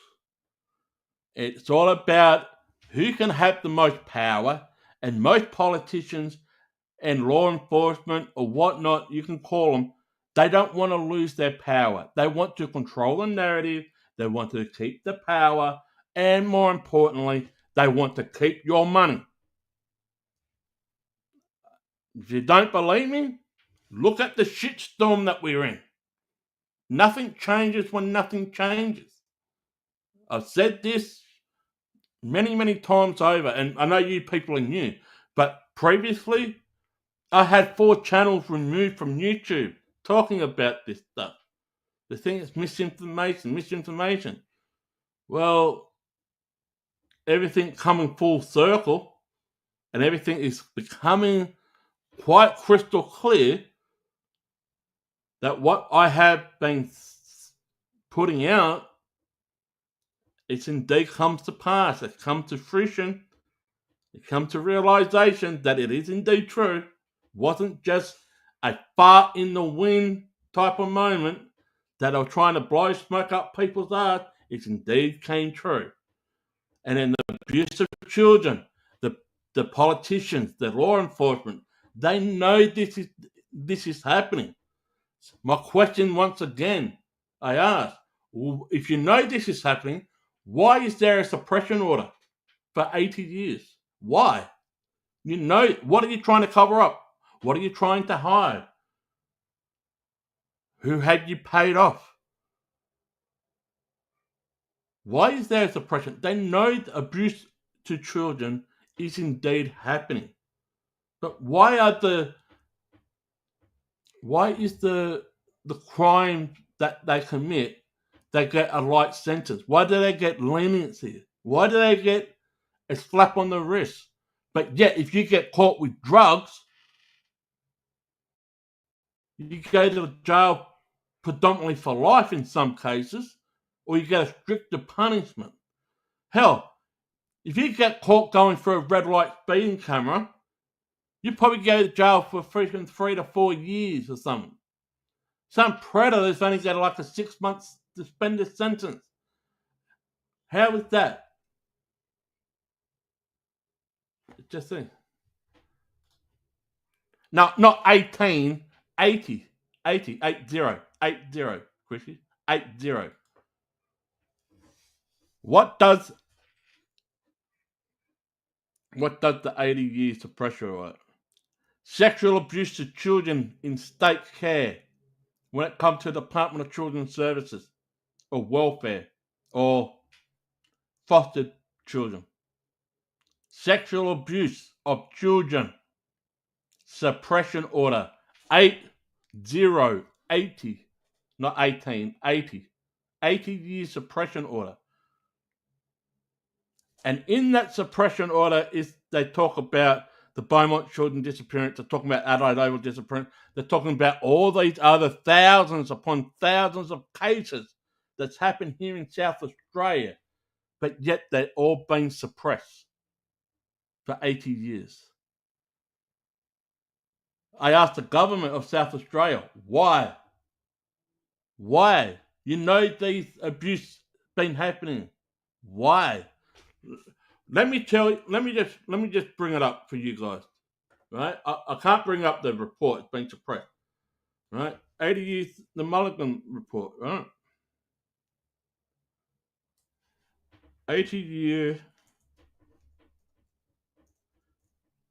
suppression order.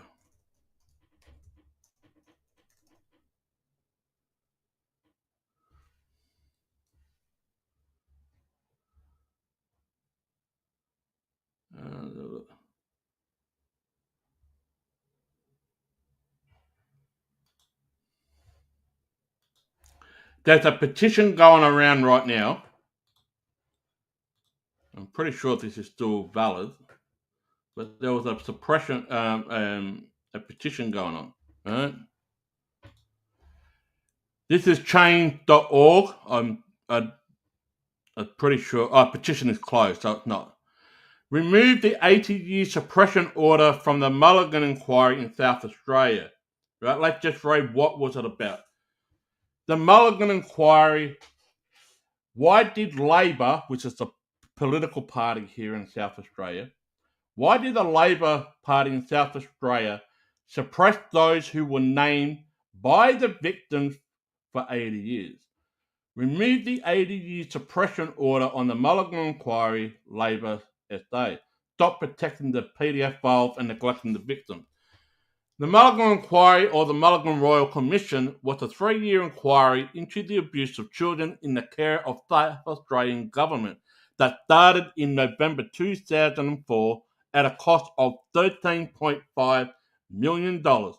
So this inquiry, or the Royal Commission, cost taxpayers $13.5 million over a 3-year period. Quote, decade after decade, the perpetrators of this abuse not only robbed children of their innocence, but also stole both their past and their future, end quote. Mulligan said he had been totally unprepared for the, quote, foul undercurrent of society, end quote, which had perpetrated child sex abuse against ward of the state between the 1940s and the 1980s. He had personally interviewed 792 people who were victims. Mr. Mulligan said he had referred 170 people with information about 434 alleged PDF files to police, who arrested 2 suspects and reported 13 others. 2 suspects, what a joke. Children were exploited, abused and threatened, and only 2 people arrested? Absolutely pathetic. There were many more, as we all know. Mulligan said, we need to educate the public about this scourge of child sex abuse so the public knows how bad it is and how sensitive it is. Mr. Rand, who was the state leader at the time, announced an extra $2.24 million would be provided to the Director of Prosecutions over the next 3 years to enable individuals identified by Mr. Mulligan to be persecuted, which did not happen. Was this money provided, or was there any arrest? Who knows? It's also corrupt. The Labor government has allowed child abuse to grow. The Labor government of South Australia has covered up child sex abuse for decades. The Labor government of South Australia put an 80-year suppression order on the lot of the Mulligan inquiry. All who were named by the victims were given protection by prosecution by the Labor government of South Australia. So much for honesty and transparency. Why even bother having these inquiries when they go nowhere? There's nothing but a smokescreen to fool the public into thinking that the government is actually doing something. At the end of these inquiries, they are recommendations made to fix the problems of the past and to stop history repeating itself again. What happened then? Well, the only thing that changed with the ward of state was the name, eventually becoming Family SA, and the abuse to our children in state care continued in government world of silence. Never have I seen anything in the Labor government of South Australia who continually do their best to hide all child abuse from the public, whether it is abuse from a teacher or from a foster care. Labor government South Australia continually tries to conceal it instead of dealing with it openly in the eyes of the public. I would prefer to see a government that takes action instead of government that hides and conceals the truth because they might be afraid of another scandal. Is Australia run by PDF files for PDF files? Why would a government do everything in its power to protect this filth and do nothing for the victims?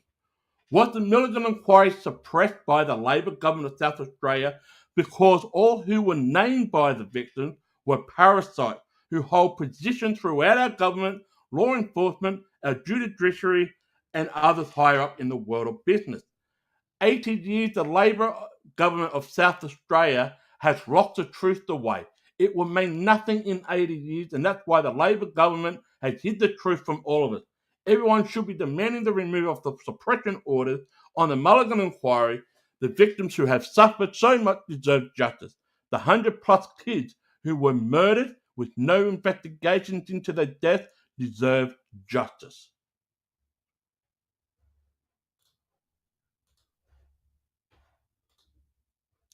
There you have it.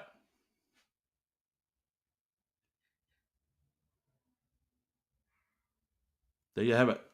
Full Deck 52 says this. One of my kids worked for the Immigration Detention Centre here in Victoria. The sex offenders are getting visas. For fuck's sake, no bullshit. Yep. There's been some documents and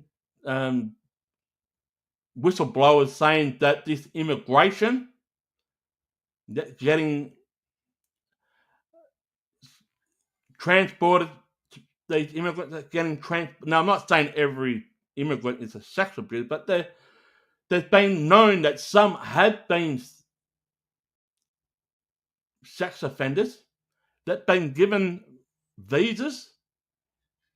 I remember, and I'm pretty sure now, if you drink and drive and you've been caught and that in America, that the 10-year suspension from you entering into Canada, a 10-year suspension. You can't go into Canada for 10 years. If you drink or drive, you have a DUI. But yet, we can allow sex offenders to enter our country and been giving visas to? What is our government hiding? Is it indeed governments working for PDF files to gain more PDF files? Like I said before, when money talks, bullshit walks. They can swear black and blue to your face or down the barrel of the camera.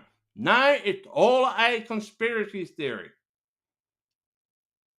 Well, how come whistleblowers inside the government been speaking out about this, that you have indeed covered it up for 80 years or more? And 2 people only been arrested? 2?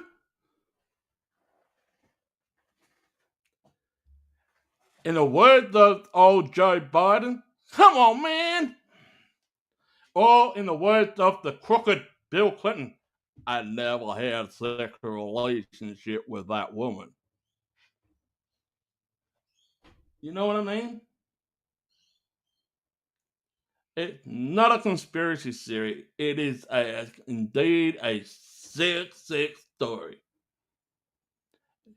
And if you want to listen to John Laws, who is the golden person on the radio, Valvoline. You know what I mean. You know what I mean?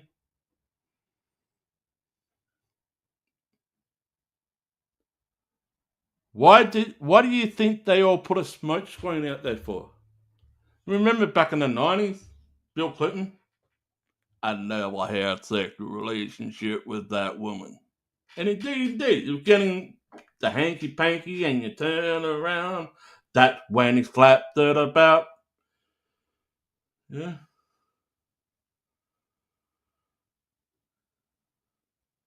But it really, no conspiracies. That's all I can say. There's no conspiracy. You know, the worst conspiracy started after the JFK assassination. There must be a conspiracy. That happened. And now everything's a conspiracy theory. It's not.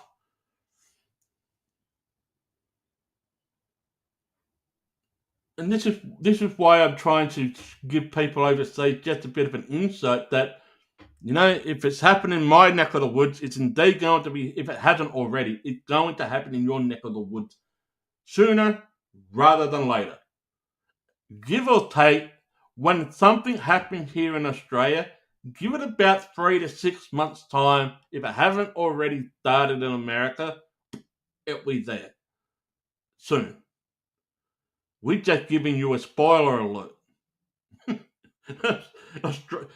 Because we're a day ahead in time, we're the spoiler alert. So I get asked all the time, Jamie, what's the lottery numbers? Okay. The numbers are between 1 and 90, with a couple of supplementary numbers. And I'm right. 1 and 90. You normally have 6 numbers with 2 supplementary numbers, but the numbers are between 1 and 90.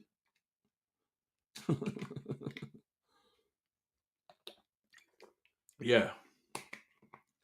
But I mean, this is what I do. I mean, we pull the curtain back. People ask for some facts. They ask about what to do with the secular abuse in churches, what to do with the suppression order. I've shown you some facts. Now you do your own research for those people that want to look more into it. I know people in Australia, they know about this. The people overseas who are just getting a taste of it, this stuff is a bit like a drug. Once you get your first taste, you want more of it, and you want more of it, and you want more of it. And I'm not saying this is the Narcotics Anonymous type of meeting here. We're not that. Right? we're not a 12-step meeting. We're just giving information out. Right? There is indeed an 80-year suppression order due to sexual abuse of children in the state of care. Why did the Labor government here in South Australia put the suppression order? Why did it cost the taxpayers' money $13.5 million? And yet no arrest was done? Nothing came out of it except suppress. They know these things were happening. But why did they suppress it? Oh, I don't know. They've obviously been trying to hide something from the general public.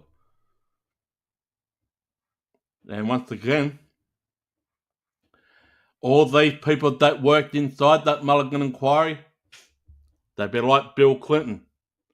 I never had sexual relationship with that woman. But here's the thing.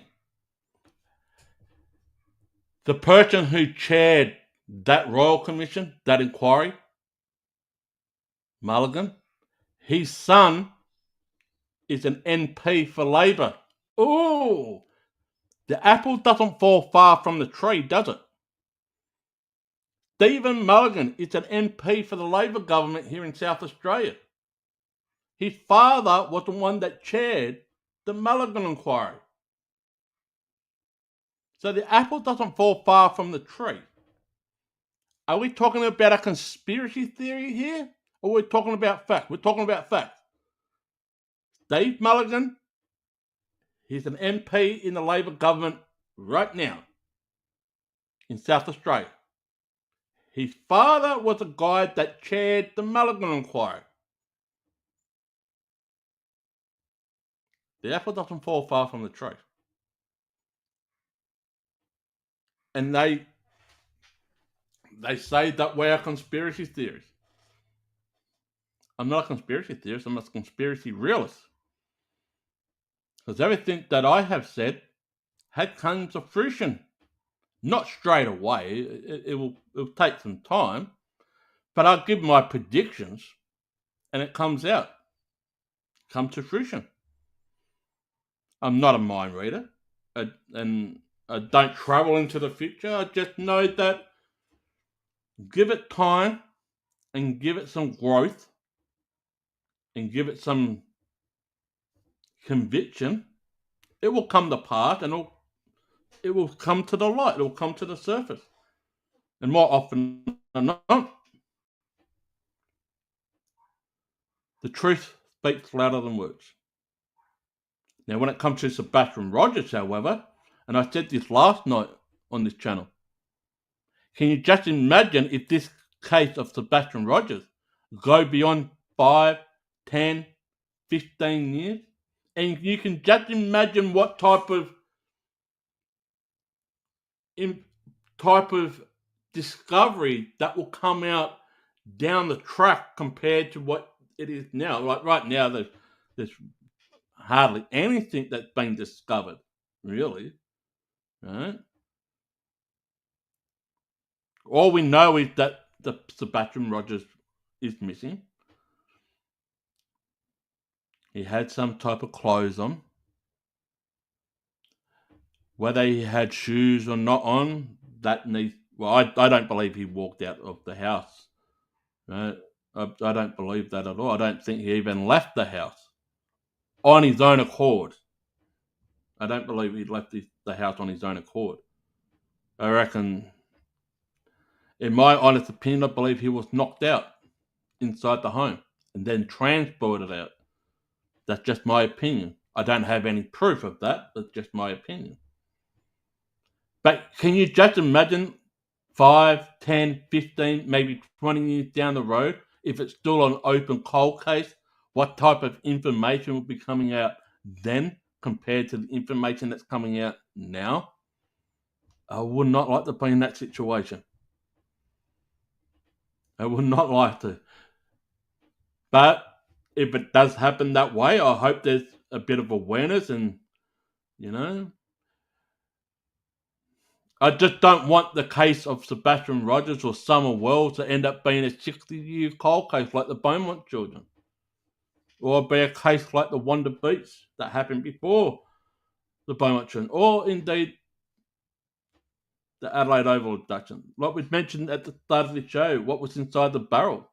Being tested positive for red blood cells.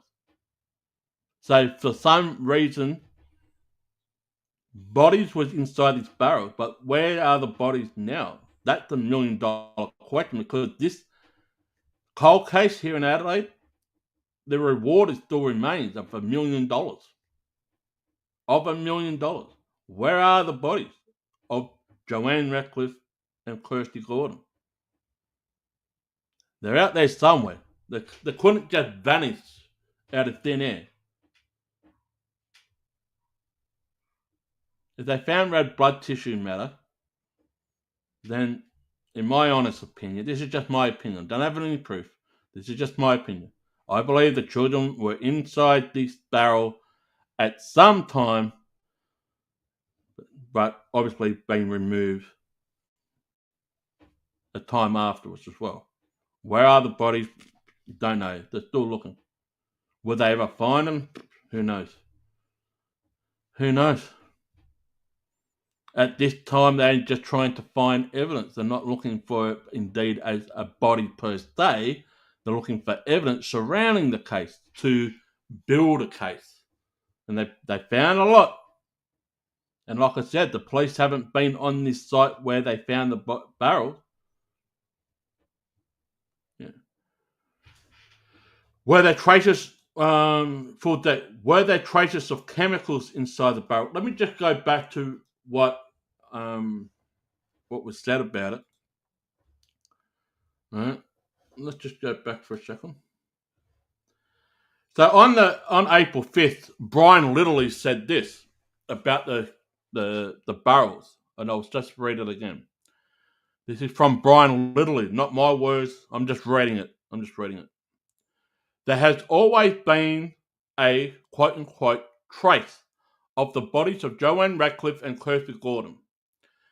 The barrels located sealed in Pekina Tunnel have tested positive for a weak trace of blood by the South Australian Police Forensic, which has been vet.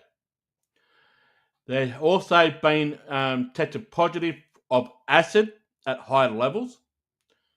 Hemoglobin in the most recent was tested positive for a second time. There was no trace of petroleum product or any other mystery substance, and that was tested by a US independent tester. The South Australian Police have said they do not want the barrel to check. They have never even examined them. They want the barrels to go to an elite university of the criminal pathology or in a crime stage lab to be examined. So yeah, there's always been a trace, according to Brian Lilly, of the bodies of Joanne Radcliffe and Kirsty Gordon inside the barrel.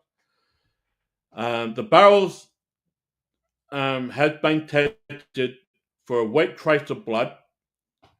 Right, there's also been tested for acid at higher levels, hemoglobin, in most recent, that's been tested positive twice now, and no trace of petroleum products or mystery substance. So yeah. So if you talk about chemicals, yes, acid's been tested. Acid's a chemical, isn't it? Yeah, acid's a chemical. Acid is a chemical. So yeah, there has been tested. They have been tested. I'll just share. I'll just share it to you. I'll just share screen. This is from Brian Littley. These are the photos from the barrel. That's sealed, and now it's unsealed. There's this barrel here and the barrel behind it. There's two barrels that they found down at the registry where the police thought it was a fantasy because the grandson of Stanley Arthur Hart, who wrote the letter, the South Australian police believed that the tunnel was a fantasy. Well, South Australian police, no longer a fantasy now, is it, when they've got two fucking barrels from that freaking tunnel? Anyway, this is the test that they did. And they believe, due to the test, red blood cells is involved in this. There's acid here and also hemoglobin. The hemoglobin has been tested positive for a second time. There's another thing here too that's been sent off as well. And that's basically what it is. So yeah, it's all been tested. Isn't it? All right, guys, I've got to get going. I've got to do some more homework for myself. Yeah. Here we go. Full deck. Collingwood supporter. I watched a science guy doing an experiment on a chicken leg with acid and something other chemical. It completely ate the entire leg, bones and all. Yeah. Could that be a possibility why there's no bones inside that barrel? Because something ate it up, like some type of acid, prior to finding the barrel? Is that a possibility that if there was acid inside this barrel, did that ate away the bone? I mean, I don't want to go down that rabbit hole, but is that a possibility? It's a possibility. Yeah. Yeah, it's a possibility. That's why they're not looking for a body. Well, that makes sense because the private investigative team say that they're not looking for a body. They're just finding evidence. And if this barrel has now came back positive for a second time, and they always believed, the private investigative team always believed that the bodies were in there at one point in time, due to the positive test result, would that mean to say that the acid that was tested and it came back as a high volume of it, that would mean to say now that acid ate away the bones, therefore you can't find the bones of the body. Interesting.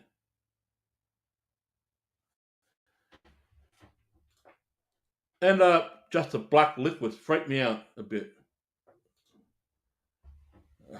I reckon it would have been a horror movie.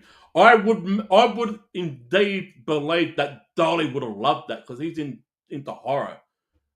Yeah? I mean, yeah. Well, that would make sense if they couldn't find, if they're not looking for the bodies, the barrel tested a high volume of acid, red blood cells had been discovered to be on the barrel, inside the barrel, It makes sense. Well, at least they've got the evidence. Yeah? At least they've now got the evidence of where the body would have been in. But the police, they don't want the barrel. Why? You have to ask yourself a question. Why does the South Australian police don't want the barrels? Because there's no bodies. And I believe if the South Australian police did have these barrels, in my honest opinion, these barrels would have been destroyed by now. Hands down. I'll bet this house on it that those barrels would have been destroyed. The evidence would have been destroyed. Because there has been some other evidence due to the Beaumont children case and this case has been destroyed. Not all the evidence, some evidence has been destroyed. Yep. You guys are on the same page. I love it. I thank you for your support. I understand that this is only a small channel. At one point in time, before I had the channel disappeared, I had over 1,600 views. I'm trying to rebuild this channel back up to where it was. And hopefully we can get there. If you like this channel, give us a thumbs up. If you haven't subscribed, please subscribe. And share amongst your friends, family, foes, enemies. Even your pet dog. You know, pet dogs, they love to go out looking for missing people. Matter of fact, they like going out looking for food. I know, I've got a dog. Right? They might be interested in this, you know? So give out a share as well. If you want to leave a comment, I'll want you to answer this question.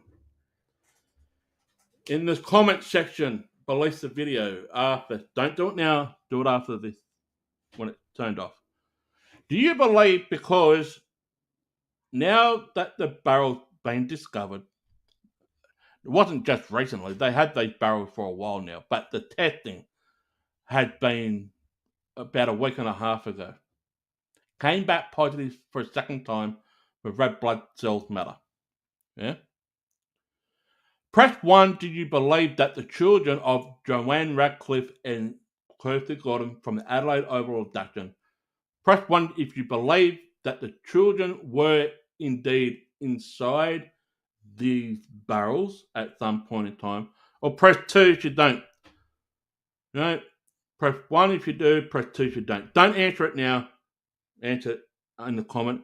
And if you want me to talk about other important factors, if you want me to talk about more of the abuse in the churches and that, we can do that. We can go down that rabbit hole. I will go down to that gentleman's club down here in Adelaide. Isn't it? Christy, you can answer it now. I mean, hey, I don't mind. You can answer it now. But you can leave a comment in the comment. If you want to have a chat with us, just leave us in the comment section. I am trying to hook up a call-in line. I want to talk to you wonderful people as well. We're looking into this. We're trying to do some new stuff. I'm not trying to be like Dolly or anything like that. This is what, if people want to know more about Australian thing, I'll get people to conversate, have a bit of a conversation. I'll leave a comment to one, just type it in. If you want to say go Pies, go Pies. If you want me to talk more about other things, just let me know. Let me know what you want me to talk about. Give us some suggestions. So see what I can do. See what I can pull out. I do like talking about other things as well, but I think there's a bit of a history lesson when it comes to the abuse of the church as well. There's no conspiracy theory. It's not a conspiracy theory. It's definitely out there. But just one final word. In the words of Bill Clinton, I never had sexual relationship with these women inside the comment section. Okay? I never had a sexual relationship with the women inside the comment section or the chat room. And then Joe Biden comes along. Oh, come on, man. Yes, you did. Yes, you did. Come on, man. I never had a sexual relationship with a woman in the chat room. Oh, well. Christian says it's only a conspiracy if there aren't any facts. True. That's why I'm not a conspiracy theorist. I'm a conspiracy realist. Yeah. You know. And also, ladies, don't pass the blue pill. You don't know where men may have been, okay? Why did I say that? You just never know. You know, if you look at Bill Clinton, he loved the blue pills, right? Blue pills. Just be careful. Just be careful. Just be careful. It's a dangerous world out there, and you don't know where he may have been. Right? And he's a liar. He never had sexual relationship with women in the chat room. You know? But no. Let's keep it clean. Keep it clean. All right, ladies and gentlemen. We're gonna love you and leave you. Tomorrow I'll be at the gym, and I'm doing my fitness program in the morning, and we may come back tomorrow. I've got to see what my schedule is first. We may, if we do, it'll be later. Don't let the blue pill get stuck in your throat. You'll end up with a stiff neck. I like the way you think. I don't like turtles.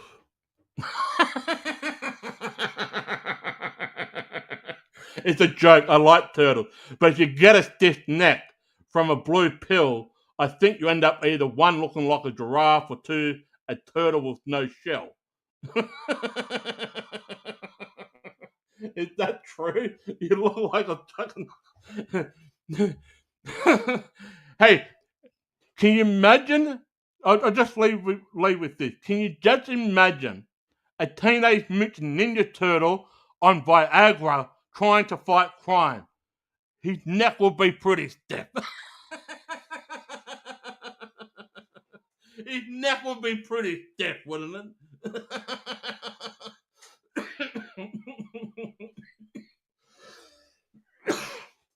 You ladies are cruel. I'm calling up the Animal Welfare League on you.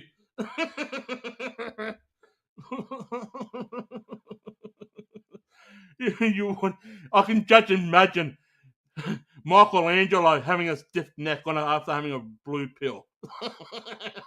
Cowabunga, dude!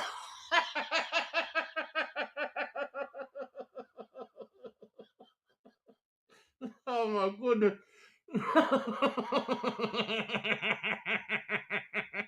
Oh my lord. Now you got me going.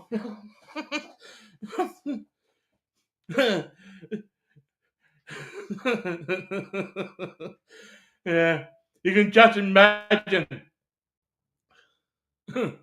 Turtle in a half shell, my neck is stiff.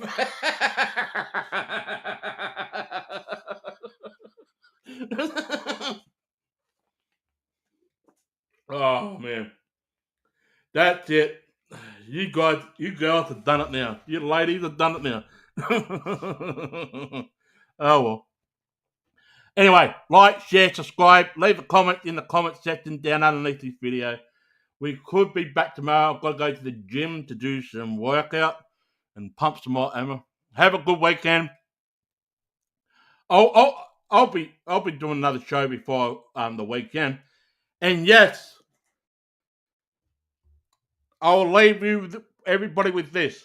Kana Pies, calling